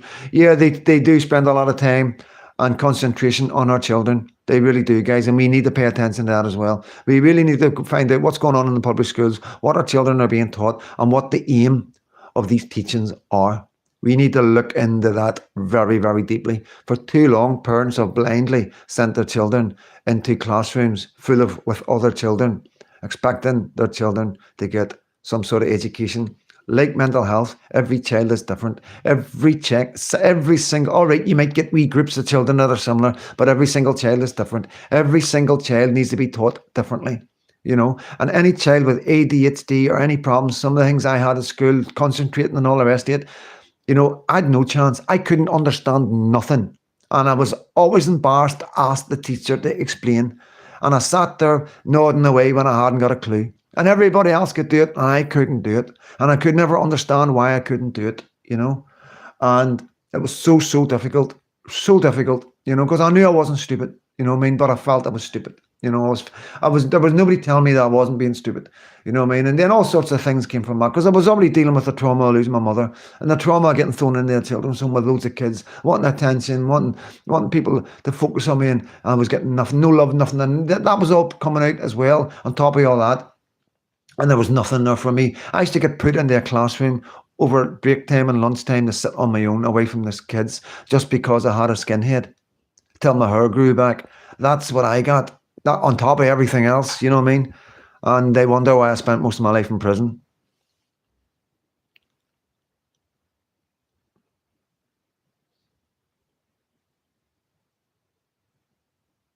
Bunga, don't forget to hit the like. Yeah, hit the like, guys. If you want, it doesn't, you know, I don't even know why, you know what I mean? That's why I don't ever say it. It's nothing I need. I'm quite happy with everything, guys. They're doing great, you know what I mean?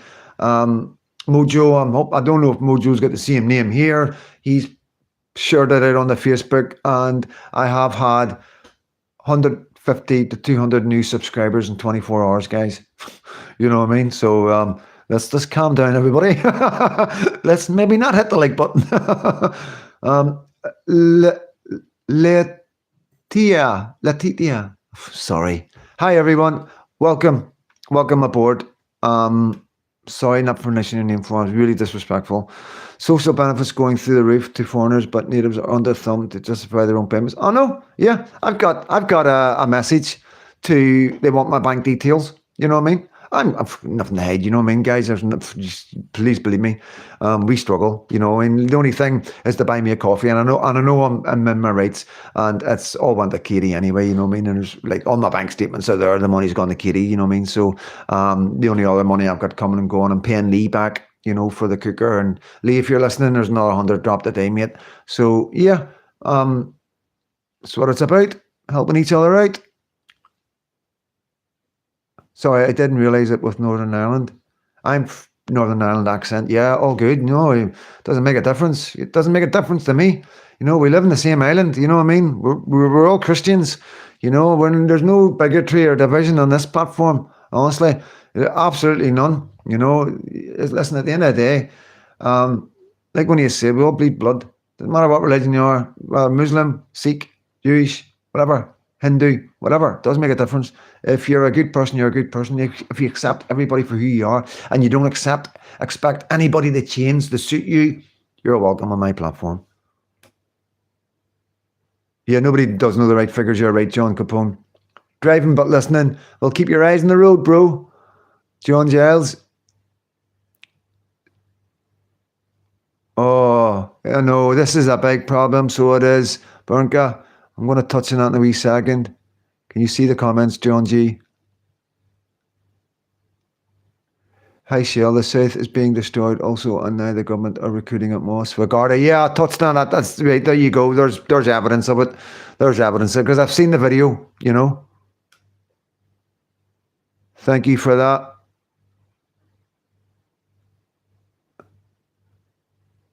I'm going to get a pet pig. Fucking nothing wrong with that, man. Get one of them wee mini pigs. Oh, don't get one of them wee mini pigs. Have you seen them many videos on online when you get the wee miniature pigs and people buy the wee pigs and they end up becoming big massive things? They're like taking over their house. Fucking hilarious. Because pigs are really intelligent, I think. And I think people get really close to them and they just can't get rid of them. It wouldn't be me, like, I'm sorry. I wouldn't kill it. I wouldn't kill it, like. I wouldn't eat it. I couldn't do that. Well, if it needed killed, I would eat it. I would definitely eat it. I wouldn't throw the meat away. Oh, don't shell. Don't shell. I know someone brought a pet piglet once for Christmas and it was absolutely mad. I know. Pink Floyd The Wall video shows you how it's on YouTube. Yeah, I like Pink Floyd The Wall. Also, the Manic Street Preachers had a song out, Children Will Be Next. They sang this in the 90s. Yeah, Rudolph. Hitting the like is a good thing. More people shall see your channel. Thank you. Thank you. But no, what was I going to touch on there, guys? It was something.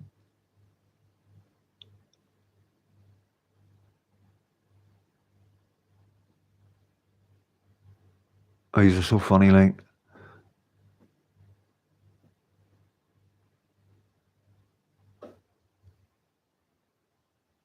A flag might offend. No flag's offend here. Well, it's your flag of your country. If that offends anybody, if anybody's offended by that, tell them to bolt.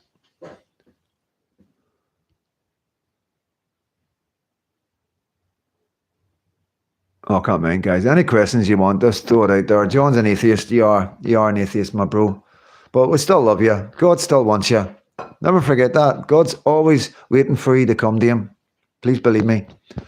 And it's no weird or like, you know what I mean? I keep telling you, man, you know, I just think, guys, right? This is personally, right? For any atheists out there, I just think personally, right? This is as a friend. Don't take this the wrong way. I just think you're being a wee bit ungrateful, okay? Because, all right, things haven't went the way you planned, but that's not the creator's fault. And it's not your fault. It's the society's fault. It's because they've hidden everything from you. They've hidden your true strengths. They've made you go to work every day and work with people you don't like and spend hardly any time with your family. They promise you big riches at the end of it all. When you just become ill and no well and unable to move, you can't even spend your pension. You end up giving your pension away anyway to your family and your loved ones. You know, so everything that you believe and everything you're told is wrong. And it's not till you're older that you realize that. So I understand why a lot of people don't believe in God and stuff like that because of the way life has went. But the thing is, you know, you're missing the point. You know, it's not your fault, but you've missed the point. You know, you have so much that others don't. And that's the main thing. There's people on this earth that don't have anything. They don't have eyesight, or they don't have hearing, or they don't have arms, or they're paralyzed from the neck down. And they're here to show you what you've truly got.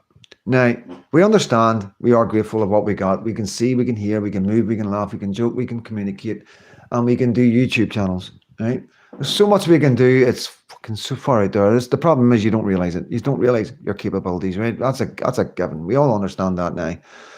But the point is like you've been created.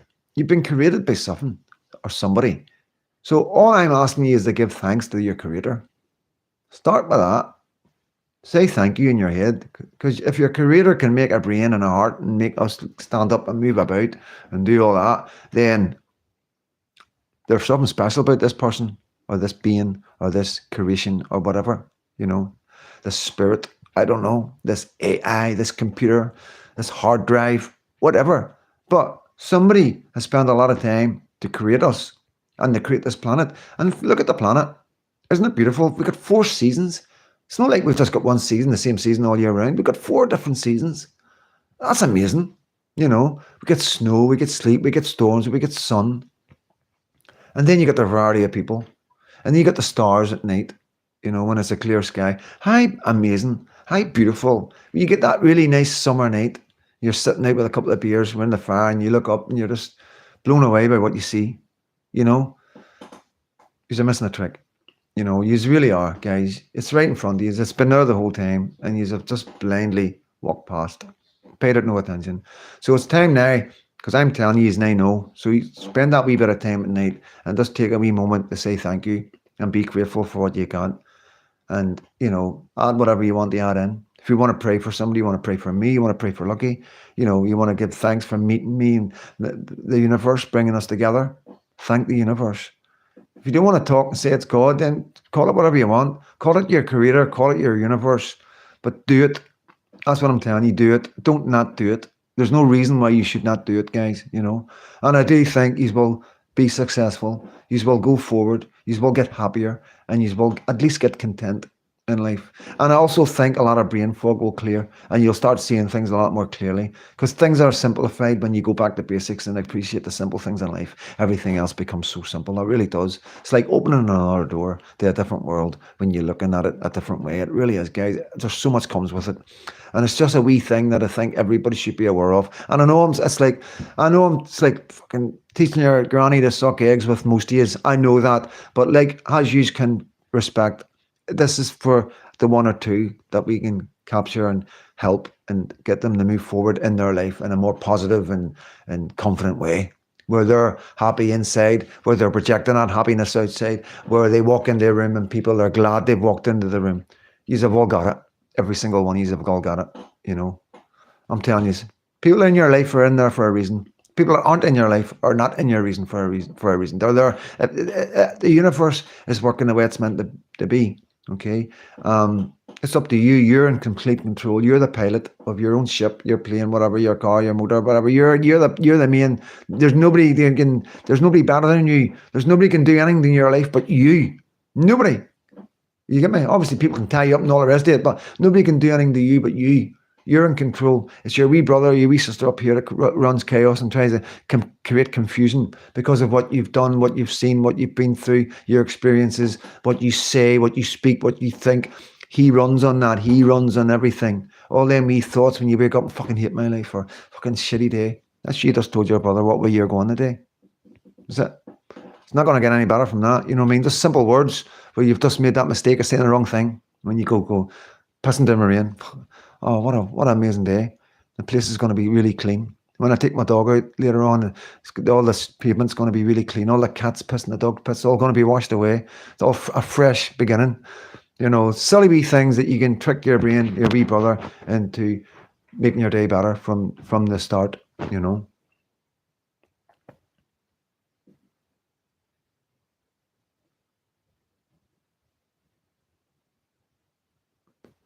How bad is up there with the migrants? I don't live in Dublin, but it's really bad here. I'm in Scotland. I live in Scotland. I got arrested in Northern Ireland in 2002 and brought to here for 5 bank robberies in the west coast of Scotland. And I got found guilty for 3, not guilty for 2, and got 18 years. And then I met my wife and I got out of prison and it was out on licence when I couldn't go back to Belfast. It was part of my conditions. I wasn't allowed to be in a flute band. I wasn't allowed to go to any orange walks. And I had 7.5 years of that. And I settled in Scotland. And then I lost my wife to COVID, so, and then everything went downhill. It's been a roller coaster, and I bring that roller coaster to you and explain to you that when you're up, you can go down, and it's to try and make sure your roller coaster isn't as deep, and you even the ups, we try and keep the ups, we try and keep everything in a nice flow until you just get that nice bit, and you can control your ups. You decide when you're going to let yourself go and relax and be happy. It's not going to be driven by chemicals. It's not going to be driven by endorphins in your head where you're so low, then you end up going so high, and then once you're so high, there's no choice. You've got to go so low again. There's a wee line. Most people just go along that line. People with trauma, we're normally up a wee bit. We're normally a lot happier than people that don't deal with trauma. It's trying to get to that line, you know what I mean? Because you're either up or down there, but most people in life are just along here. They don't go down, they don't go up. It's just a very non-existent, very boring life, to be honest with you. But people with trauma, we are on a roller coaster. Our life is far from boring, and it's trying to make sense of all that, guys, and trying to get it all in the order and understand it, But, hope you're all okay. I've just lost 10 people. I don't know why that is. Freedom Dad, new channel found, no risk, no reward. Yeah, definitely. If you found a new channel, you can let me know. Drive out of town and go look at the stars. Sometimes it's humbling. Reminds me we're all under the same sky together. Yes, Shell. The thing about prison, I never got to see the stars in prison because of all the lights. You imagine all the floodlights and everything. That was one of the downsides of being in a prison, especially maximum security prisons. You never get to see the stars or anything like that. Our islands have truly been invaded. Our Treasury government spent Hogmanay and Lewis 1 year. Irish have nothing on the Scots regarding whiskey. Yep. I'm Irish Scots. Well, welcome aboard. I'm listening. It's a refreshing live. Freedom Dad, thank you. Brilliant, Vanda. Happy days. I'm really glad you are chilling and enjoying it. Hello, Freedom Dad. Hello, Sue. Welcome aboard. Good to always see you. Hope you're doing okay. Giovanni John saw approach against one-off Floyd. Said another pick. The wall. Cat Stevens was it as well. You just are talking amongst yourselves. No risk, no reward. Seriously good Irish chat. Oh, no risk, no reward. Thank you. Right. Thank you for hanging out, guys. I will definitely get on to that. Your honesty has shown how much you care. Thank you. Thank you. Yeah, that's been a problem, Nick Canny. I know why I'm losing people, because I'm talking about stuff that you all know about, and because you got to understand, I'm hitting 400 videos, and some of my followers have watched every video. They've been there from the start, and it is hard not talking about the same thing over and over again. But I do need to bring some things to the forefront and talk about it and explain who I am. You know what I mean? And the honesty bit has always been there with me. I've always been a good soul, and that has always caused me problems, because being in prison, being around bad men, being part of the paramilitaries in Northern Ireland has always served me. I've always had to be careful, because I've been. People take kindness as a weakness. That's common thread through society. It doesn't matter where you are, whether it's criminals, whether it's a football club, whether it's if it's a bingo. People will take kindness as a weakness and try and walk all over you. So I had to spend quite a lot of time making sure the true me never came out, and I had to behave in a way that wasn't me. And it was difficult, you know what I mean? Don't get me wrong. I fell into it in some jails because of what I was faced with, and I just rose to the occasion and dealt with it. But sometimes, quite a lot of time, it was really, really difficult, really difficult to keep my inner self out, because, you've got to come across as a certain person in prison, especially being abused as a wee boy in the children's homes. There was always that fear as well. You know what I mean? You got to understand, I never seen anything like that any times in my prison. Like the thing about rape in prison, it does happen, but I think it's a bit of a myth. A lot of people think like that. A lot of guys would not put up with that, guys, but it has happened. I do know of it happening, you know what I mean? But when you're a young man, like when I first went into Rathgael, I was like 11, 12 years old, and then into the Crumlin Road prison when I was 16, and then into Highbank, and then into England prisons when I was 18.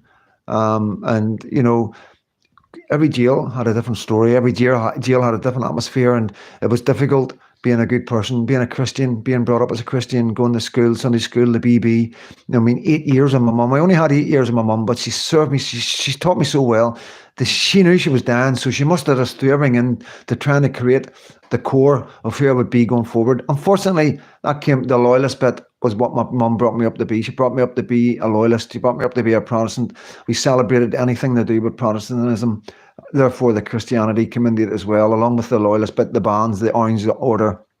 I was in the Orange Lodge as soon as I was able to walk. I used to have to run up the Donegal Road, the Sandy Row, running behind the older guys to keep up while they were walking. So that can tell you how young I was. You know, I hated it. It was about a mile of like trying to keep up with the older boys, you know what I mean? Because they're like walking dead fast because they're, you know, they're orange men. Fucking they march. Fucking that's what they do, and they're for fun. They march, you know what I mean? And like so, they march to the meetings and they march back again. It was a nightmare. So yeah, that kept to me as well, guys. You know what I mean? So, but it was difficult. It was really difficult, and it is good to be able to talk openly and honestly about these things and not be embarrassed about it. And you know, yeah, it's not easy for somebody who's acted tough and acted a hard man to actually come out and say, "Well, actually, I'm not. I'm actually a fucking good, kind soul in here." You know, so that takes a lot of balls to do because a lot of people can just go, "You're just fucking full of shit. You're just this, that, and the other." Because I've been arrested for some really bad things. I've been arrested for murder and accused a number of murders.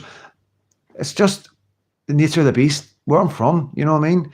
These things happen. It wasn't me, you know what I mean? It was not me, but, you know, it's just part and parcel of who I was and the life I was living.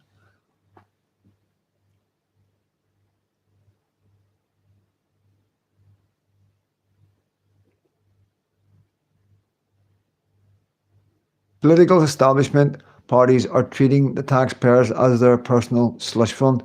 Correct, Nick. Shall anyone watch Voice of Wales? Yes, I watch Voice of Wales. I love them guys. Been watching them for a wee while now.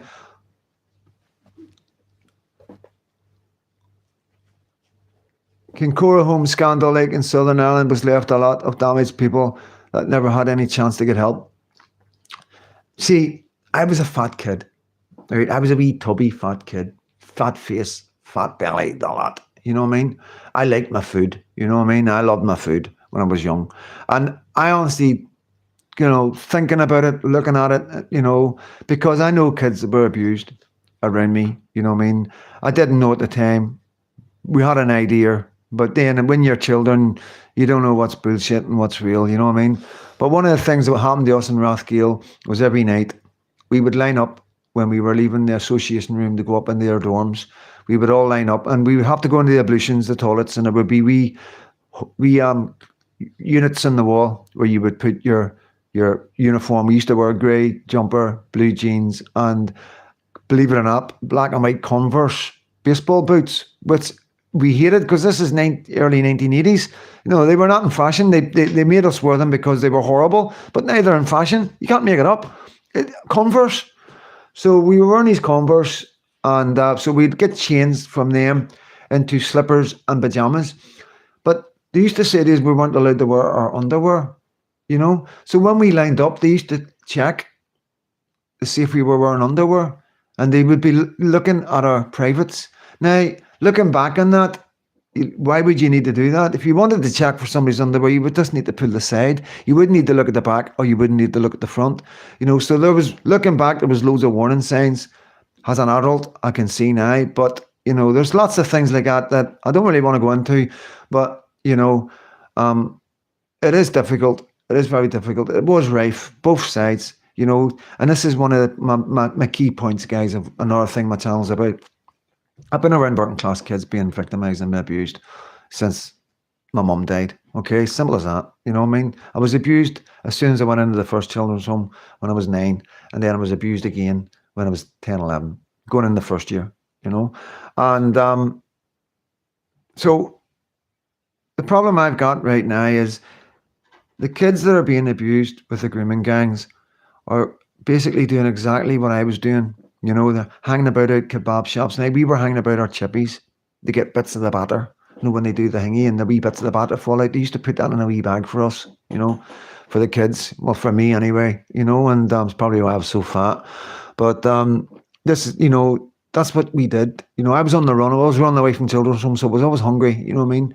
Always hungry. Oh, yes, my mates looked after me. My mates' families looked after me. Their mums and dads. Everybody knew me as an orphan, and everybody was heartbroken for me, what happened to me, and everything that going into homes. And always seeing me running away, and the police always putting reports out, and schools getting put flyers about me because I used to stay out in the bonfires, and the local schools used to get me flyers saying, "Do not light the bonfires," because we used to light each other's bonfires because it was a competition. And they used to put leaflets out about me saying, "There's a wee boy sleeping in the bonfires. Do not burn the bonfires." You know what I mean? So there was like a lot of people knew me, and knew me. I was, you know, well known in Belfast, and so I know exactly what these kids are, who these kids are, exactly who they are. They're just like me and my friends growing up, and it shocks me that today in 2025, the same children are being abused. And like I keep on saying, the abusers are different. They're different abusers. It was white, well-to-do men, politicians, lawyers, judges. You know, that's who was abusing the kids back then. The children's homes and these other places, they were the picking grounds. You know, the staff took their pick as well, but the staff moved the kids on to these other people. You know, these were proper professional paedophile rings I'm talking about, guys, you know. And now it's changed. The persecutors are different. Gotta watch my words. You know, I've already thingied it with saying what words I've already said, but I'm not here to thingy about my words, guys. You know what I mean? Not when it comes to this. But the men behind it now are different. But the victims are the same. And I don't understand why our working class kids, the most vulnerable kids, the kids who are looking for help, love, and attention, fucking breaks my heart, guys, when these guys are going and these men are pretending to be so nice and kind, because I've been groomed.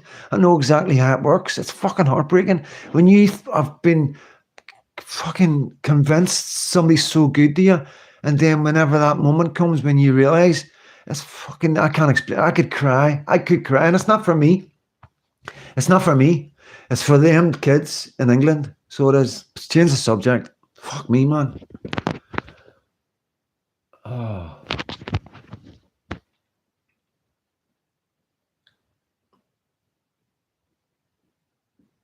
And Ireland's legacy, treating children like dirt, and still continues. Discussed LGBT. I know, and then we've got LBG. We've got all this more than two genders on top of everything else. And, you know, I mean, drag men dressed as women going into primary schools or even young children in secondary schools. Why? Why do we need that? Fuck me, man. We protect our children from so many things, and then all of a sudden we're doing that. Fucking hell, man. This is an attack on us. It's an attack on Christianity. It's an attack on men. They don't want men having children. They want men to be with men. So they guarantee that what comes is going to definitely happen, and none of us are going to stop it, because they will have no children. And any children, like maybe lucky, are going to be so minority. There's going to be so few of them, and they're going to be so vulnerable and so much danger, because we fucked up, because we are all doing all sorts of mad stuff and not having family, and we can't afford it. We're paying, like I say, we're paying the most in the world. There's nobody paying more for gas and electricity than us in Britain and Ireland. You know, it's all orchestrated to attack us, to stop us having families. Who can have a big family? I can just about afford to have wee Lucky. You know, the thought of having another child financially it's impossible. It's impossible. And even my mates are struggling, that are working really hard. You know, everything's connected, guys. Everything is connected. There's a reason for it all, and it's all for one goal.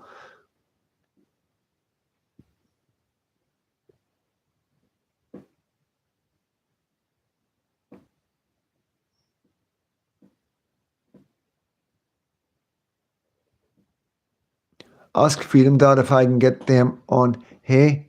Get them on hay? What's hay? Like, it's not hay, like straw.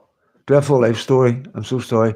Yeah, don't be sorry. No, look, I'm good. Honestly, like, this is just what I've got to speak about it. There's no point not speaking about it, you know what I mean? But don't feel sorry for me. I'm a grown man. Feel sorry for the kids that are going through what I went through. Feel sorry for these kids that are being let down. The ones that the police are there and then leaving them with these men. Fuck me, man. And then these kids are just, you know, These kids aren't going to suffer until they're in their 30s and 40s, probably, when they're alcoholics and drug abusers and they don't think anything of themselves. You do not know what comes after abuse, what comes after being groomed, what comes after being let down by an adult. You do not know what comes after that, guys. And it doesn't just go away. It doesn't just happen. Oh, it happened then. It fucking goes on and goes on and goes on. And there's all sorts of arms and legs comes from it. And most of the cases, these kids end up in jail because they're so angry. There's no anger like it when you've been let down by somebody like that and they abuse you. There's no anger like it. You hate everybody. You hate the world. Because you can't talk. You can't really talk about it. Especially boys. Men can't talk about it. You know, not growing up. I can never talk about it. I can tell my mates that. You know what I mean? Fucking hell. So, you know, there's all sorts comes from it, guys. You know what I mean?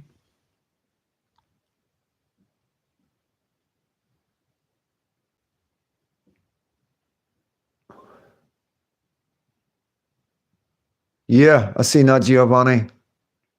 Voice of Wheels. Sorry, hold on. Oh, yeah. Oh, they're big, guys. They're big. Jeez, oh man, they would bring some followers with them, man. No, just yet. Let me get it all sorted out first. You know, I don't mind getting them on if they keep it quiet and all that, like, but, you know, we need to realize that, like, you know, you got to understand this, guys, right? I know you want me to grow and all the rest of it, right? Yes, we will grow, you know, but if I was doing a live and I had 40,000 followers, there would be at least 1,000 people on here, and that would be going like that, and I would not be able to reply to all your comments, and that, I know you may be pissed off with that, I know you mightn't believe it, but I would be pissed off with it, you know, and I am thinking, and this is brainstorming, guys, you need to let me know, I just want to keep this, right? I want to keep this, right? But we can also grow. We can have 2 channels, you know what I mean? We can have another channel, and if it comes to it, guys, and I promise you, right, have my word on this, right? If I ever do grow to a stage where I cannot communicate with you, I give you my word, right? I give you my word. I will start up another channel, right? And I will sort of make sure you all go to that channel, and I can do just big videos. So people will just not be asked with it, you know what I mean? And we'll work something out. I'll maybe even think about starting up another channel soon and get you onto that so you are just subscribed, right? So when the time comes, if it does explode, if somebody like Paz shares something, and the next thing I know, I'm getting shitloads, because once it starts growing, it picks up. After 5,000, algorithms change, you know, it changes every time. And I do want you to be aware of that, because I am not ready for that, guys, I promise you. I know you may think, oh, Freedom Dad, it's the whole point. It's not. That might be for some YouTubers, guys, not for me right now. I could make mistakes. I can't afford to make mistakes with thousands of people. You know, I can't, you know, I've only done this for 6 months, you know what I mean? I am still a wee bit nervous, and I still worry about things, you know what I mean? It's no easy peasy like you might think.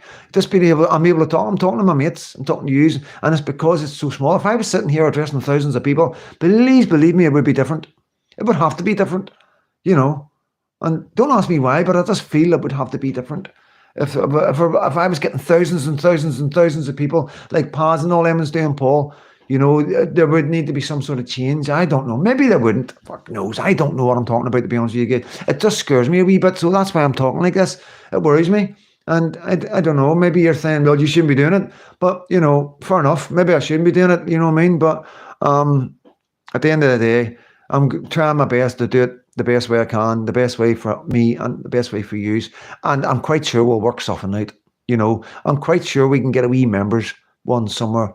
Because I'm never, ever going to forget what you have done for me. You lot sticking by me and give me the support you have, and to buy me the coffees and just the moral support and the comments, and constantly there every time. You know what I mean? And even if you don't watch my videos, you are still throwing a comment down to let me know that you have seen it. You know, you mightn't have enough time in the day. I don't expect these. I don't understand how you get the time to watch some of my videos, because they go on for fucking ages. I don't know when they shut up. You know, and I think the lives are the best. I think the lives are definitely the best. You know what I mean? Because I can go on and on and on. You know what I mean? Because I'm constantly stopping the video when I don't want to, because I'm like, I can't keep letting this go on.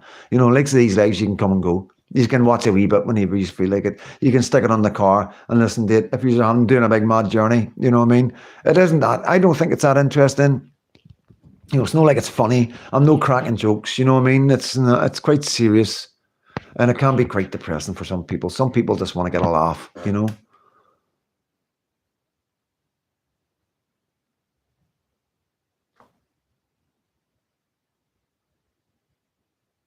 It will get better. Thank you, John.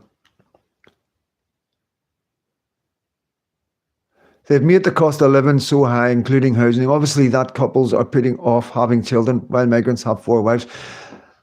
Yes, are you a miss or a Mrs.? Because I'm going to call you Mrs. Logan or LL, or because I can't pronounce your name and I don't want to keep hanging. Can you write it for me in your comment here, how you would say it, rather than how you would spell it, please? Hello, Jackie. Welcome in. Welcome in.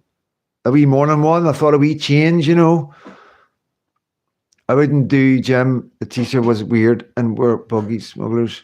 Did I just see somebody? Oh, he was that. John. Willow Ferry. Willow Ferry. I love my baseball boots.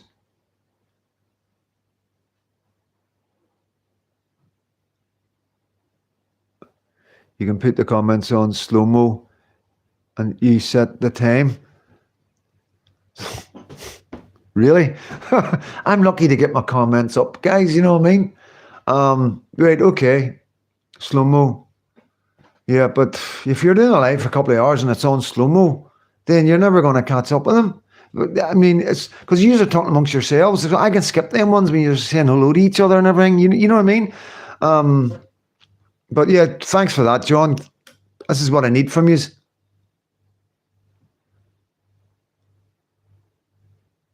Are there people being arrested for tweets, etc. in Scotland? Our nationalists are getting visits to their houses from Garda. Scotland has got hate crime laws, really bad hate crime laws. Yeah, they knock your door. I know a guy got done for fucking making his pug do a Nazi salute, and it was just a pug that was putting his paw up, you know, and he just made a joke of it because he was a comedian. Sick. You know who I'm talking about.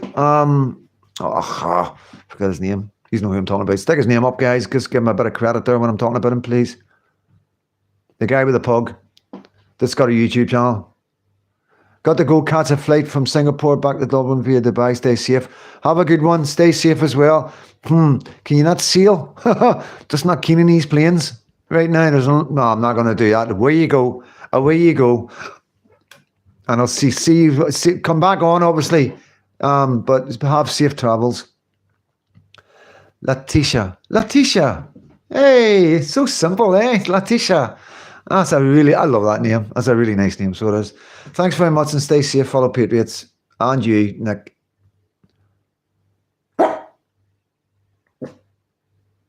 Thank you, Vonda. Thank you so much. Count Dracula. That's Count Dracula. That's it.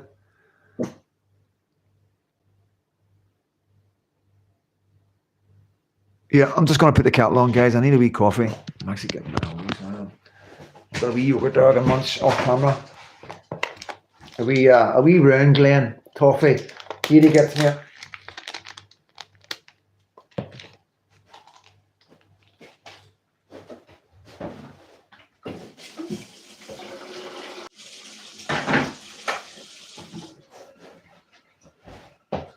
But no, it's good. It's all good, guys. Life is good, you know what I mean? Still got a bit of work to do, you know what I mean? But going to get paintbrushes today, so I am, and finish off the glossing, and then it's just starting to strip, and I'm sort of holding off on the strip. I hate stripping wallpaper.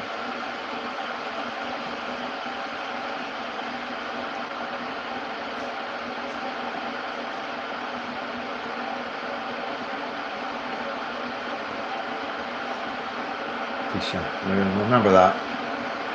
Thanks, Sue, spelling it properly. 2 seconds, guys. I just need to get this into me for 2 seconds. I got into trouble by M&G for eating online, and it's not fair, but you know, that's 2 hours, and I know you understand. If I'm doing big long knives, I need to eat. I need to eat. I need to have a wee coffee, and I know you understand that. But throw your comments up, guys.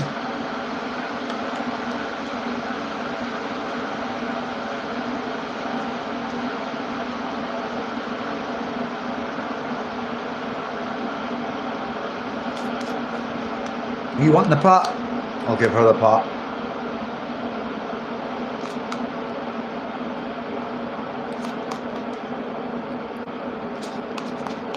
I'll fill a wee hole till Katie comes back.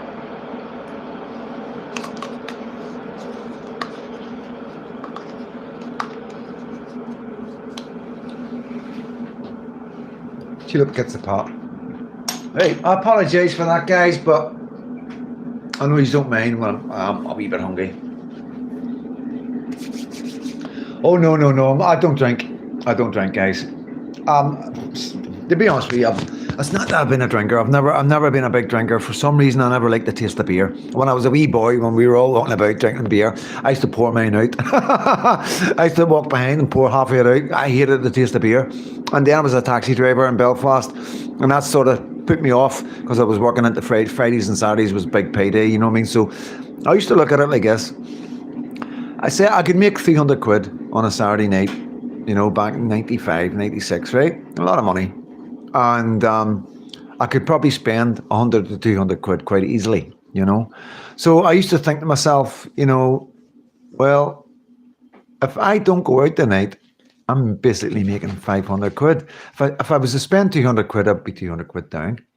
And I wouldn't be making the money I'd be making. So the fact that I'm not going out, I'm not spending the 200 quid, but I'm also making 300 quid. So I'm actually 500 quid up. And it was that drove me, you know, to sort of stop drinking. And I have drunk, and I've always drunk, and I've went to pubs, and I've partied, and I've raved, and I've done all that. And I've done all that up to a year ago. As soon as Katie got pregnant, I stopped drinking. I apologise.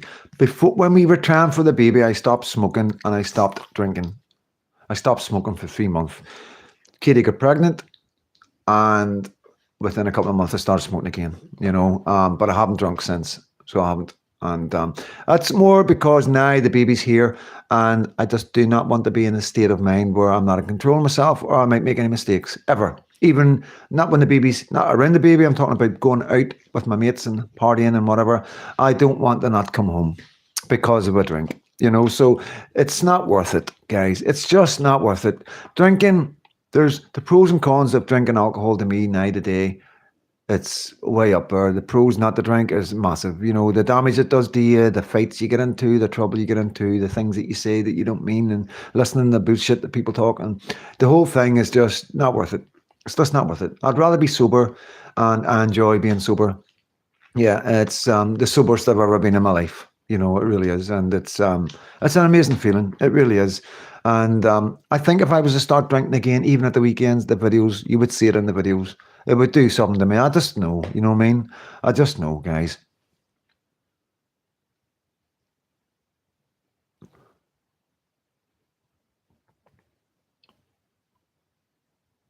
Okay, John, wait for sure. All right, good man, good man. Thank you, Shell. Relax, Freedom Dad, just go with it. You maybe need a membership. You maybe need a membership. Yeah, we'll see. Hiya, Frank. Yes, I've got a wee baby girl. She's 4 months. Lucky. You'll see her if you're going to be regular to the channel. You will see her. I'll bring her on the live. She's away to do, her and her mum's away for a massage class today. So, yeah, she's part of she's part of me. She's the reason why I do this. So, yeah, I think it's important that you meet her or not. Thank you, Jackie. Yeah, she's been, bye, Giovanni. Oh, no, sorry. I thought, no, it's John saying goodbye to everybody. I was about to say goodbye to you all. I thought you were all going. If you watch it back, you will understand the chat. See, I don't see the chat. Once this video is done, that's it. There's no chat. I've never been able to see the chat. You know, no clue. But yeah, what I do is a screenshot. If there's anything I need to remember, I screenshot the chat. And then I can go back and, like, if he's telling me to look out for something or watch something, then I just screenshot it so I don't forget. Yeah, that's all good, but it's all good. It has made a big difference in my life. You know what I mean? Never being a dad, not being able to be a dad because of who I was and my lifestyle and in and out of prison. And obviously when I was in prisons for so young, you know what I mean? Like, like obviously Rathgale, then it was like straight into High Bank and the Crumlin Road at 16, and then straight in doing a 6 at 18 in England. So there was a big space in my life where I missed out. And then when I did get back out on the street, all my mates had kids. And it was like, whoa, oh, it was a nightmare. They were in relationships, they weren't happy, because of the kids. Then the kids were a nightmare. And it was just like, wow, how life has changed for you, mate. You know what I mean? And it was like, woof, that was a lesson. I always thought to myself, whoa, I'll never have a child.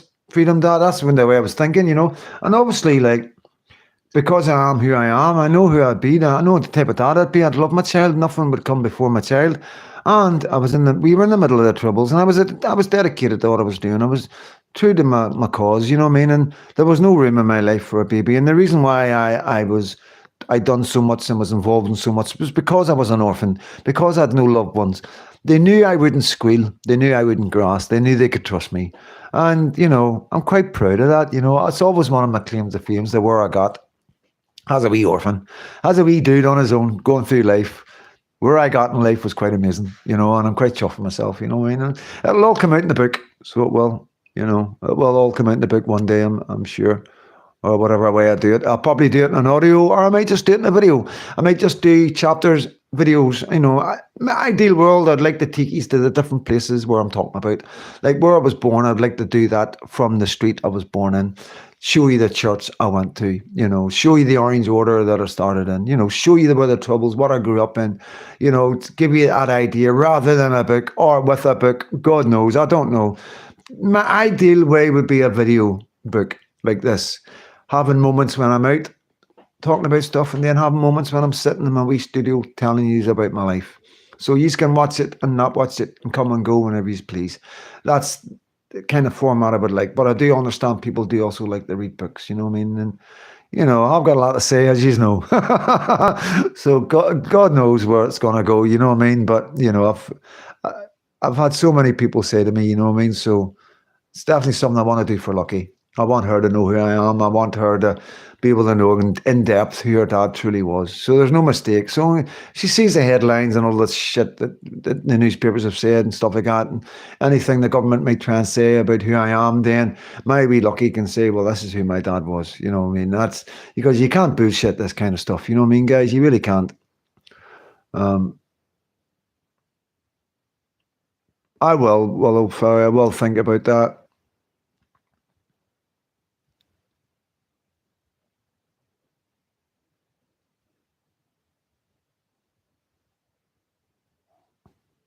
Thank you, Jackie, again. Okay, I went through, oh my God, fabulous. Thank you. Yeah, it is the best feeling in the world, Hello, goodbye, Frank. I'm away. You're addictive, Freedom Dad. Oh, don't say that, man. You're going to have to get counselling soon. Dearie me. Might need to do the lives on the laptop and the comments might work. Yeah, I will do that. I will get that. We'll do that, you know what I mean, and get you on as well, like Paul does. We get a wee chat and a laugh. It'll be better that way, any you want to come on, just say hello to people, show your face, and this is who I am. Happy days, you know what I mean? That will be an option, and you guys that have been here from the start will always have priority. I promise you guys, you will always have priority. You will always be part of the Freedom Dad team. I promise you that. I'll give you my word. We want to film Jim Sheridan would do a good job. I don't know Jim Sheridan. John Rankin. No, John Rankin. Very solid decision. Being a parent is not to be taken lightly. Responsibly waited until I was just the one and do it right. Yeah, well, it was also because I also seen the problems that guys were getting because of the children. Because obviously I've had 4 attempts on my life in Northern Ireland, and we did have a lot of tit for tats and feuds in amongst our own, you know what I mean? And it was very dangerous. And I know men who have been unalived, picking up their children, going to pick up their children, or going to see their children at their baby's mama's house. I know a lot of people that are not here because of their children, and that was growing up seeing that as well, you know what I mean? So, yeah. Oh, right. Okay. Yeah. I'm not too sure about that. Like, you know what I mean? We'll you do not be fucking. Please, no, not yet. I'm not ready yet. You know, let's just enjoy what we've got. For fuck's sake. Let me make a coffee, guys. I need a wee coffee.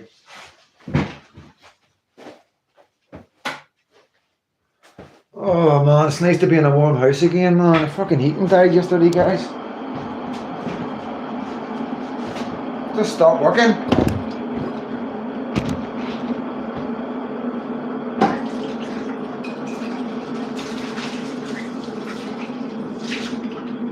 I've been coffee. I've got one of my drinks here as well. Forgot about that. Should be drinking that. In fact, that's what I'm going to do, guys. I'm going to leave the coffee. I've got a wee protein drink. I'm going to have this instead. This is perfect. This is absolutely perfect for our life. So it's just protein, 25 grams. This helps keep everything working, you know. Okay, I'm starting to get, because I haven't really been hitting the gym. I've left the gym, so I have not left it, just because I was having trouble with my stomach and I wanted to find out what was going on. So I stopped going to the gym, and so I still try and get the protein in there just to trying to keep the building up, because I don't have a great appetite. You know, I don't eat big meals. You know what I mean? But there's nothing wrong with me. I've had the test done. There's nothing there. Everything's normal. A bit of stuff in my lungs from smoking, but yeah, it's very strange. Got to go, folks. I'll see you next time. See you next. Thanks for popping in, and please don't be a stranger. You could be here a long time, John. I know. I know. I think he's away now. He'll be away now, so he'll pop back on. He will. If we're still here, he will pop back on.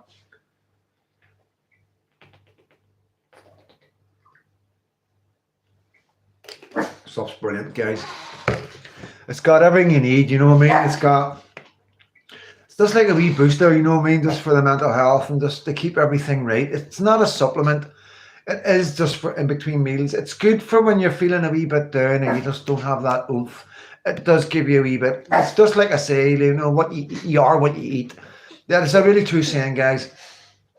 Just like when you smoke cannabis, or you take ecstasy, or you take heroin, or you take cocaine, or you do whatever, they all have a different effect. Acid, glue sniffing, they all make you behave in a different way. Alcohol, it's the exact same with food and energy stuff and all different types of fruits and all that. But they work, it's good stuff that comes. I'm busting to go to the toilet. I'm going away you go, I promise. You won't miss anything. I'll phone you as soon as I come off live. It's called For Goodness Shakes. For Goodness Shakes. And they do protein and they do a recovery. I like the recovery for after the gym. Yeah, and I think they're pretty good. Fat-free, vitamin D, and vitamin B12, and no added sugars. And vitamin D, nectarine, folic acid, vitamin B12, calcium, you know, energy, bit of fat in it, 0.3, fiber, protein, you know, a bit of salt, carbohydrate of no sugars. So it's just, it's not going to make any real difference, guys. It just helps. It helps with whatever else you're doing. You know, it just ties you over to your next meal, you know, and it keeps your belly, it keeps things working, because I think sometimes when you don't eat, your stomach shrinks and you eat less, and it can be a snowball effect, a bad snowball effect, you know.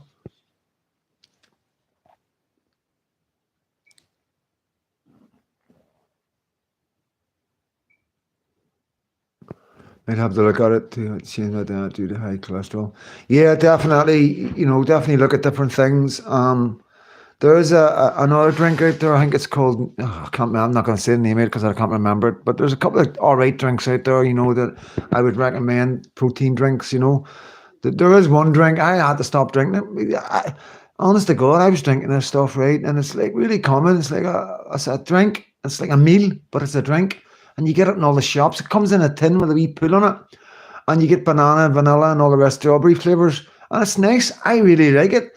But when I went to the toilet, it was like a luminous yellow, like glow in a dark yellow. Seriously, it was like something from a nuclear plant.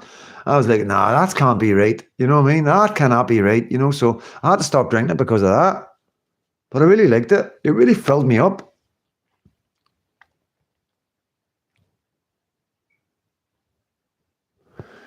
Yeah, so 2 hours, 9 minutes. We're doing all right, guys.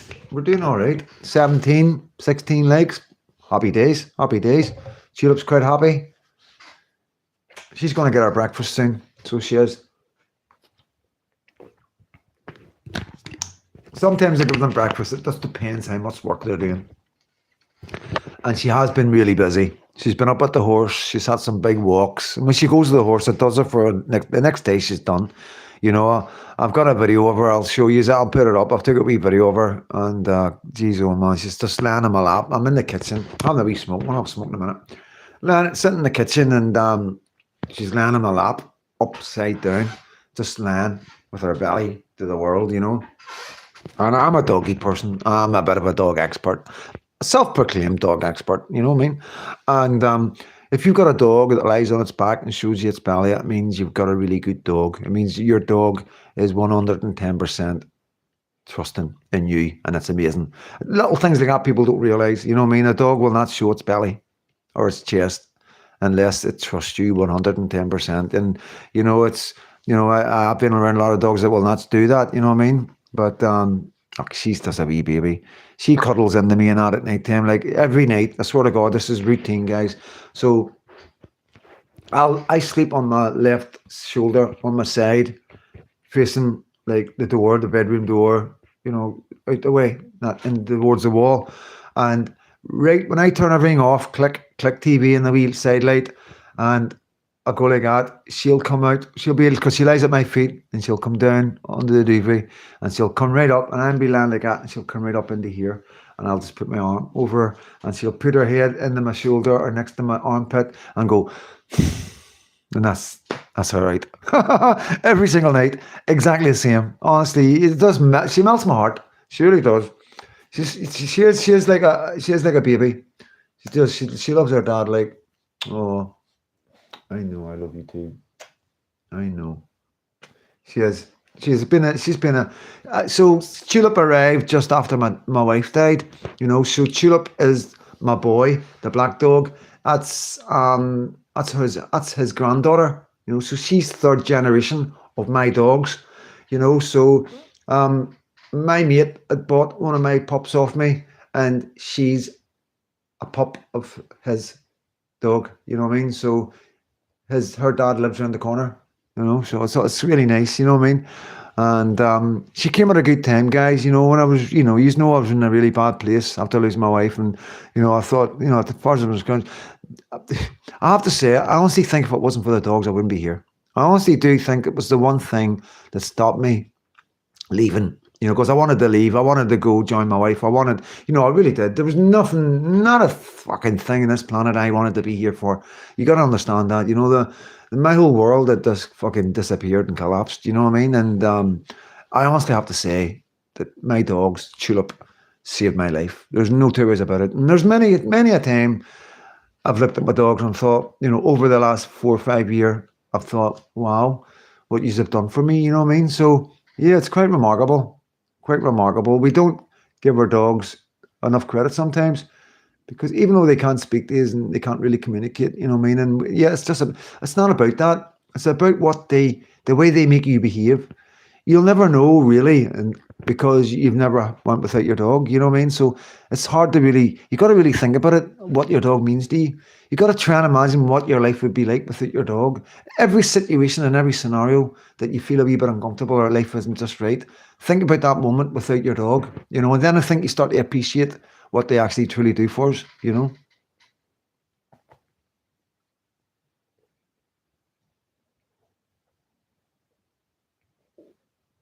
My dog is 14 this year. She acted like a 2-year-old. Yeah, that's because you've looked after her properly.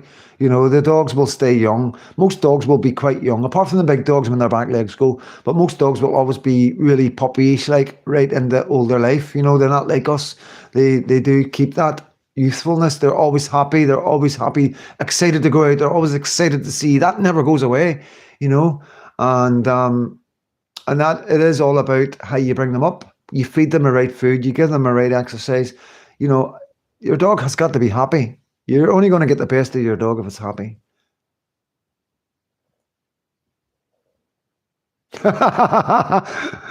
Good one, Giovanni. A few dogs wouldn't show me their chest either.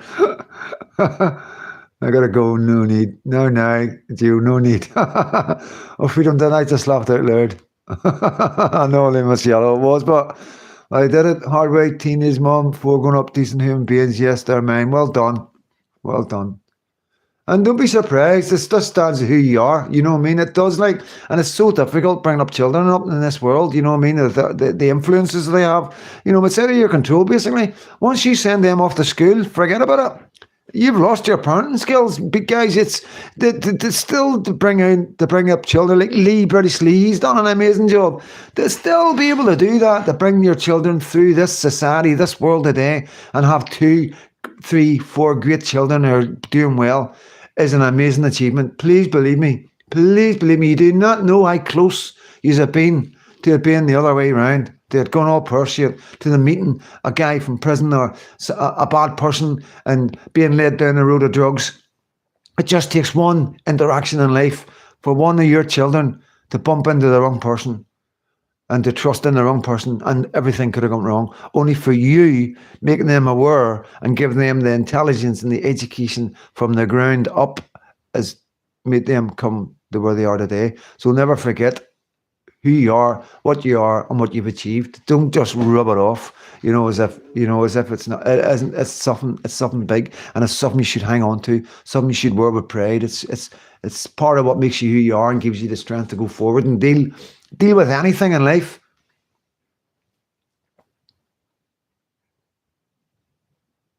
Yeah, she loves giving kisses to everyone.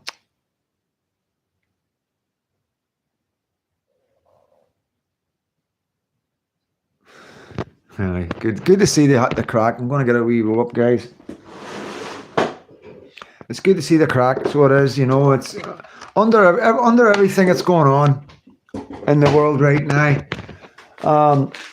with Ireland and with what we're seeing in England and the standard of living, the price of everything, how hard it is. It's so difficult, man. People aren't going on holidays anymore, guys. People aren't going on holidays. People aren't getting their wee luxuries anymore, and that's going to affect the kids. That's going to affect the family. The family, and everything comes from the family. All life comes from family. The way your dad behaves, the way your mum behaves, the way you bring up your children. You know what I mean? The whole future of your ancestry is all down to you in this moment of bringing up your children. I don't think people realize, how much responsibility that you truly have in bringing a child into this world. And it's so fucking difficult. It's so difficult, guys, right now. And the good thing about one of the good things I see as far as children are concerned and family is not as many men will be drinking. Not as many men and women will be drinking. I think luxuries like drinking, alcohol, and smoking are going to be like, can't afford that. You just can't afford to do that. Rather than have a couple of cans of beer or a bottle of wine, maybe just have a wee coffee and a cup of tea. And I think that's a good thing, but it's a very small good thing out of a big bag of bad things, like, But we're all living it. We're all going through the exact same stuff right now. Scotland as well, John. Yeah, it's everywhere's been touched. It's really difficult, and that's the reason why we're not having children, guys. It's one of the reasons why we're not having kids. Like, it's just a roll-up boat, guys. It's a big skin, but it's a roll-up. I don't have any wee skins.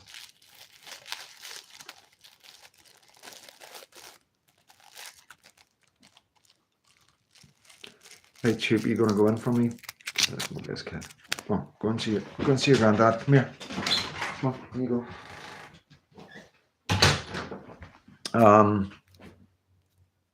Yeah, we're all suffering, and but we're not suffering alone.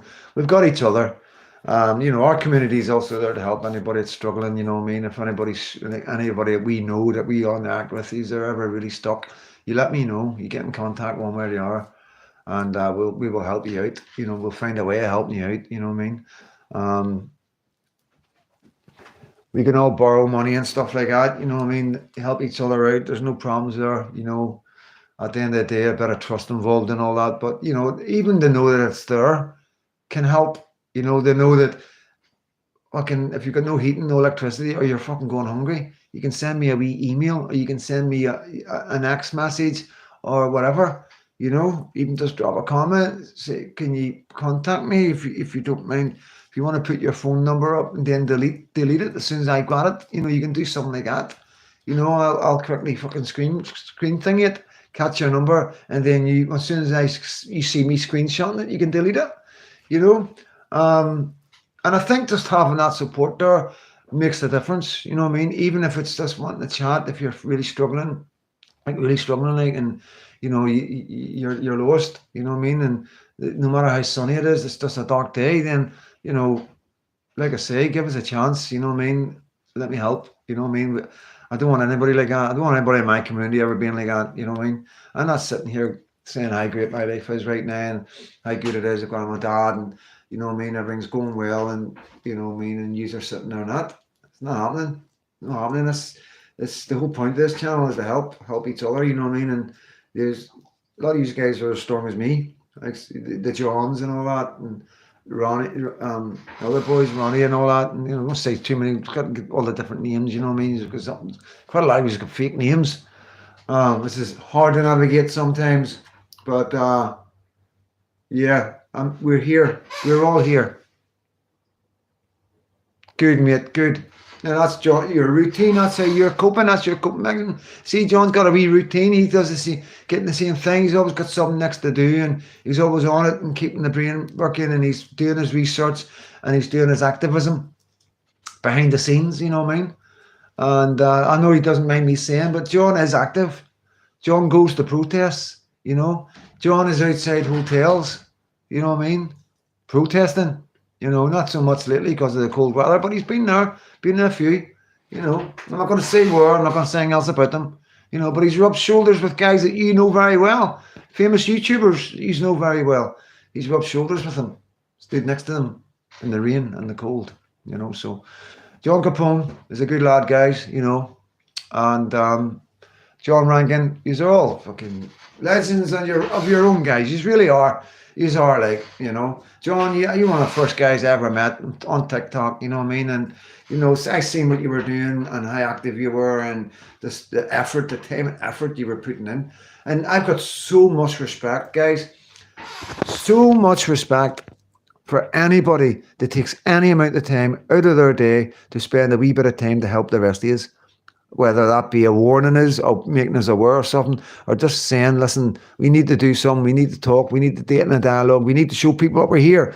You know, and hopefully somebody coming along later on, oh, Freedom Dad was live. The 2 hour bit will put them off. Trust me, 2 hours and 20, they'll be like, fuck that.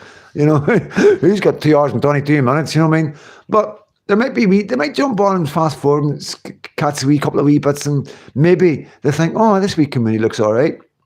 You know, and it's not about sitting there watching every bit. You don't have to. It's about coming and going, coming when you need to. We're here when you need us, you know, and we'll miss you when you are gone, and we won't forget you. And that's the kind of community it is, you know. Like, so Lucy, where's Lucy? I haven't fucking heard from her in a couple of days, you know what I mean? I worry about Lucy. Lucy's went through enough all that, so she has, guys, you know what I mean? And I can see it. I can see it in her comments. I can see communicating with her, you know. I recognize it. I reckon I can see me there, you know, and I know things. You don't get this, you know what I mean? When you talk to me and that, I know who you are. I can tell. Some of you I can tell, you know, especially when I'm talking to you personally, you know. Yeah, Freedom Dad on X. Yeah, Freedom Dad on X. You just put in Freedom Dad and you will find me. I think I'm the only Freedom Dad. Put in Freedomdad73 just to make sure. You'll always get me like that. I'm going to have a wee smoke, guys.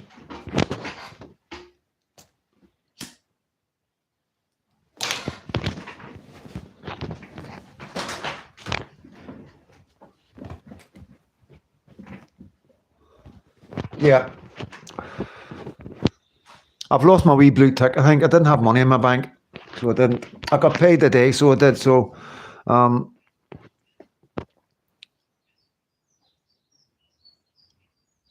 Freedom Dad 73. Couldn't find you next. Aye, so yeah, and then you can contact me. But what you got to do when don't just follow me and think I'll know. I am starting to get used to it now. I'm checking my notifications all the time, and it tells me, and then I'll follow you back. But if I miss it, leave a comment under my video. Who is Freedom Dad?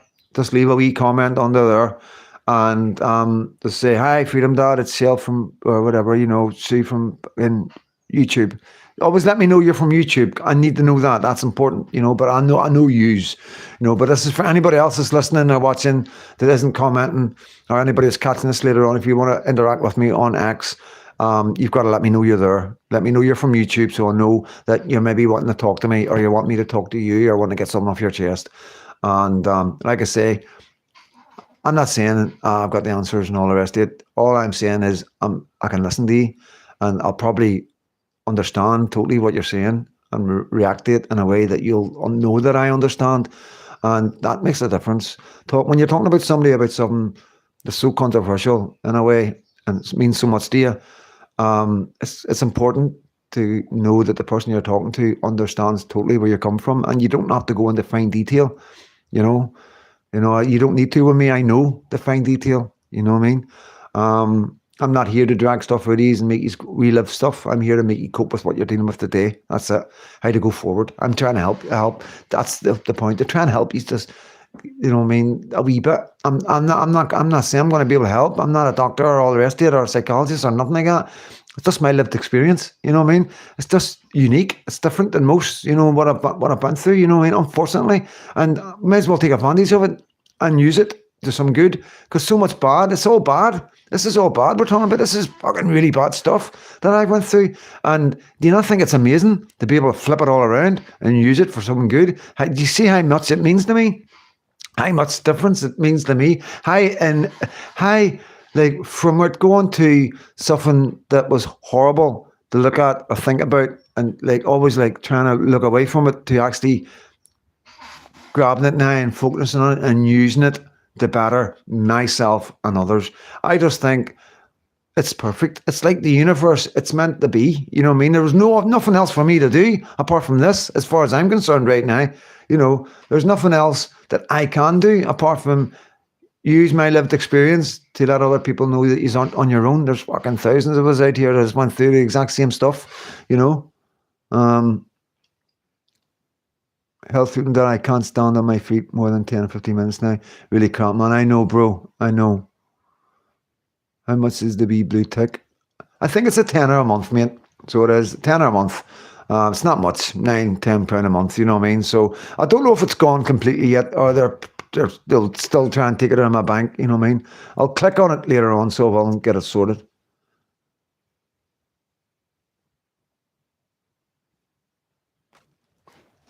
Yeah, so pain's a big one, guys. The pain is like what John Suyanat's talking about there.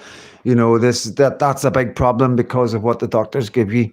You know what I mean? That causes all sorts of problems, you know what I mean? And and some of these opiates and synthetic opiates that they do, and, you got to be careful, like I say, entertainment and educational purpose only. I'm not a doctor. Do not take my advice on medical grounds at all. It's just my opinion, guys, and, I think there is other avenues you can check out. As I've told you, cannabis is now illegal in the UK. A lot of you don't know that, but it is only legal for medical use only. And if you've got a medical problem and you're suffering with pain and you're getting painkillers, you can use cannabis, and we can get you to that place on this channel. If that's what you want, just contact me and I will put you in touch with Mr. Capone, and he will take it from there, because he helps me out with that, because he's helping you out with that, and we're all a community, and this is what I'm talking about. This is how it works, you know what I mean? It's not just all about me. Use it, make it, but I'm not going to go on and on. It's 2.5 hours. I need to give Katie a wee phone. I've seen a wee message come up her, so she won't phone because she won't disturb me. She's probably watching it. And I want to see the baby and see what's happening, find out what's happening. I'm really excited, you know what I mean, to find out what's happening. So I'm going to wrap it up, guys. And, it's 2.5 hours. It hasn't been bad. A wee morning time one. And, thanks for having me. Thanks for being here. Thanks for, if any of you have came on here late and watched this to the end. Wow, thank you so much. like I say, it's just here for, we're not here for any other reason than company. Take away loneliness, to fill in a wee gap of the day for people, and to interact with each other and stuff like that. You know what I mean? So, if you just all say cheerio to each other. Yeah. Oh, sorry, Sue. Yep, Sue. Yeah, Sue. I didn't want to say anything, Sue, because I was going to leave it to you.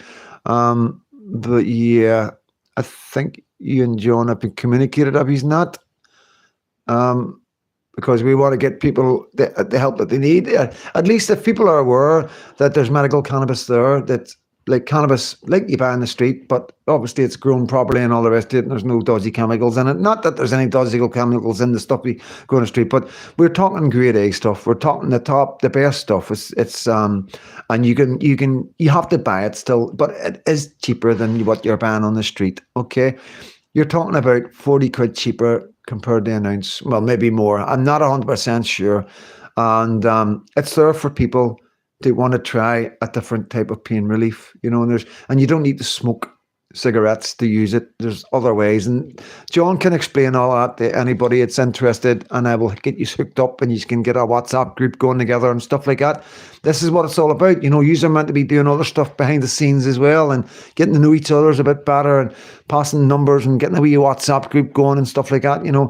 I don't want to do a WhatsApp group because it just means I'd be in charge of it, and it's just a bit much, the phone going every 2 seconds because everybody's talking to each other.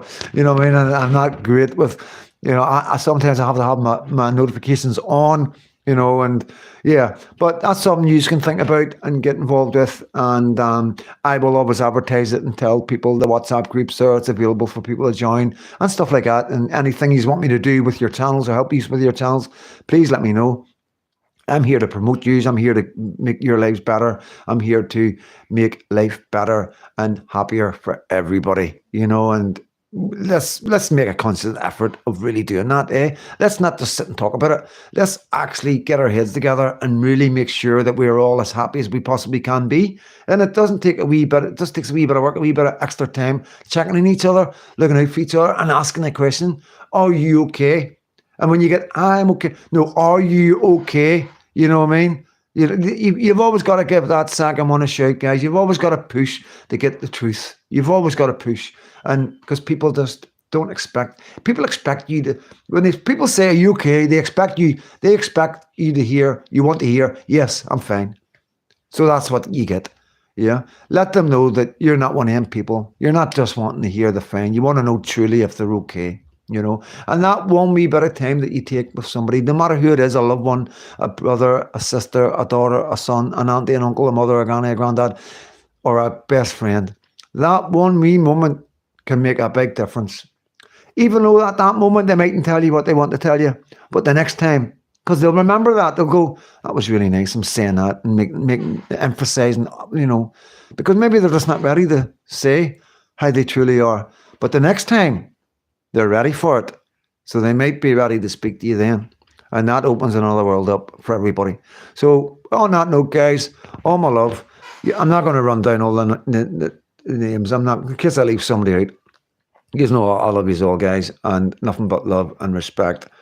And I'm sorry to cut it off, Sue. I really feel a wee bit bad. But get in contact with me and I will hook you all up together. If you want to meet, if you want to get a WhatsApp group, John, if you want to do it, John Rankin, Giovanni wants to start something, let me know and we'll get it together, guys, okay? We'll make it work. We have to put in a wee bit of time and effort and a wee bit of work. And remember, sometimes we might have wee fallouts and we might have wee disagreements, but that's okay. That's life. There's nothing wrong with that. Please, we will always say sorry and we will always pick back up where we left off. There's no big deal. We all have different moods. Not all of us are going to be in the same level all the time. Always remember that. Every single one of us are suffering from something. If you've been here for fucking 50 years plus, you're suffering from something, guys. Please believe me. You haven't got through this life without any pain. Okay, so always remember that when you're dealing with other folk. Okay, especially in this community. All my love. God bless every single one of you.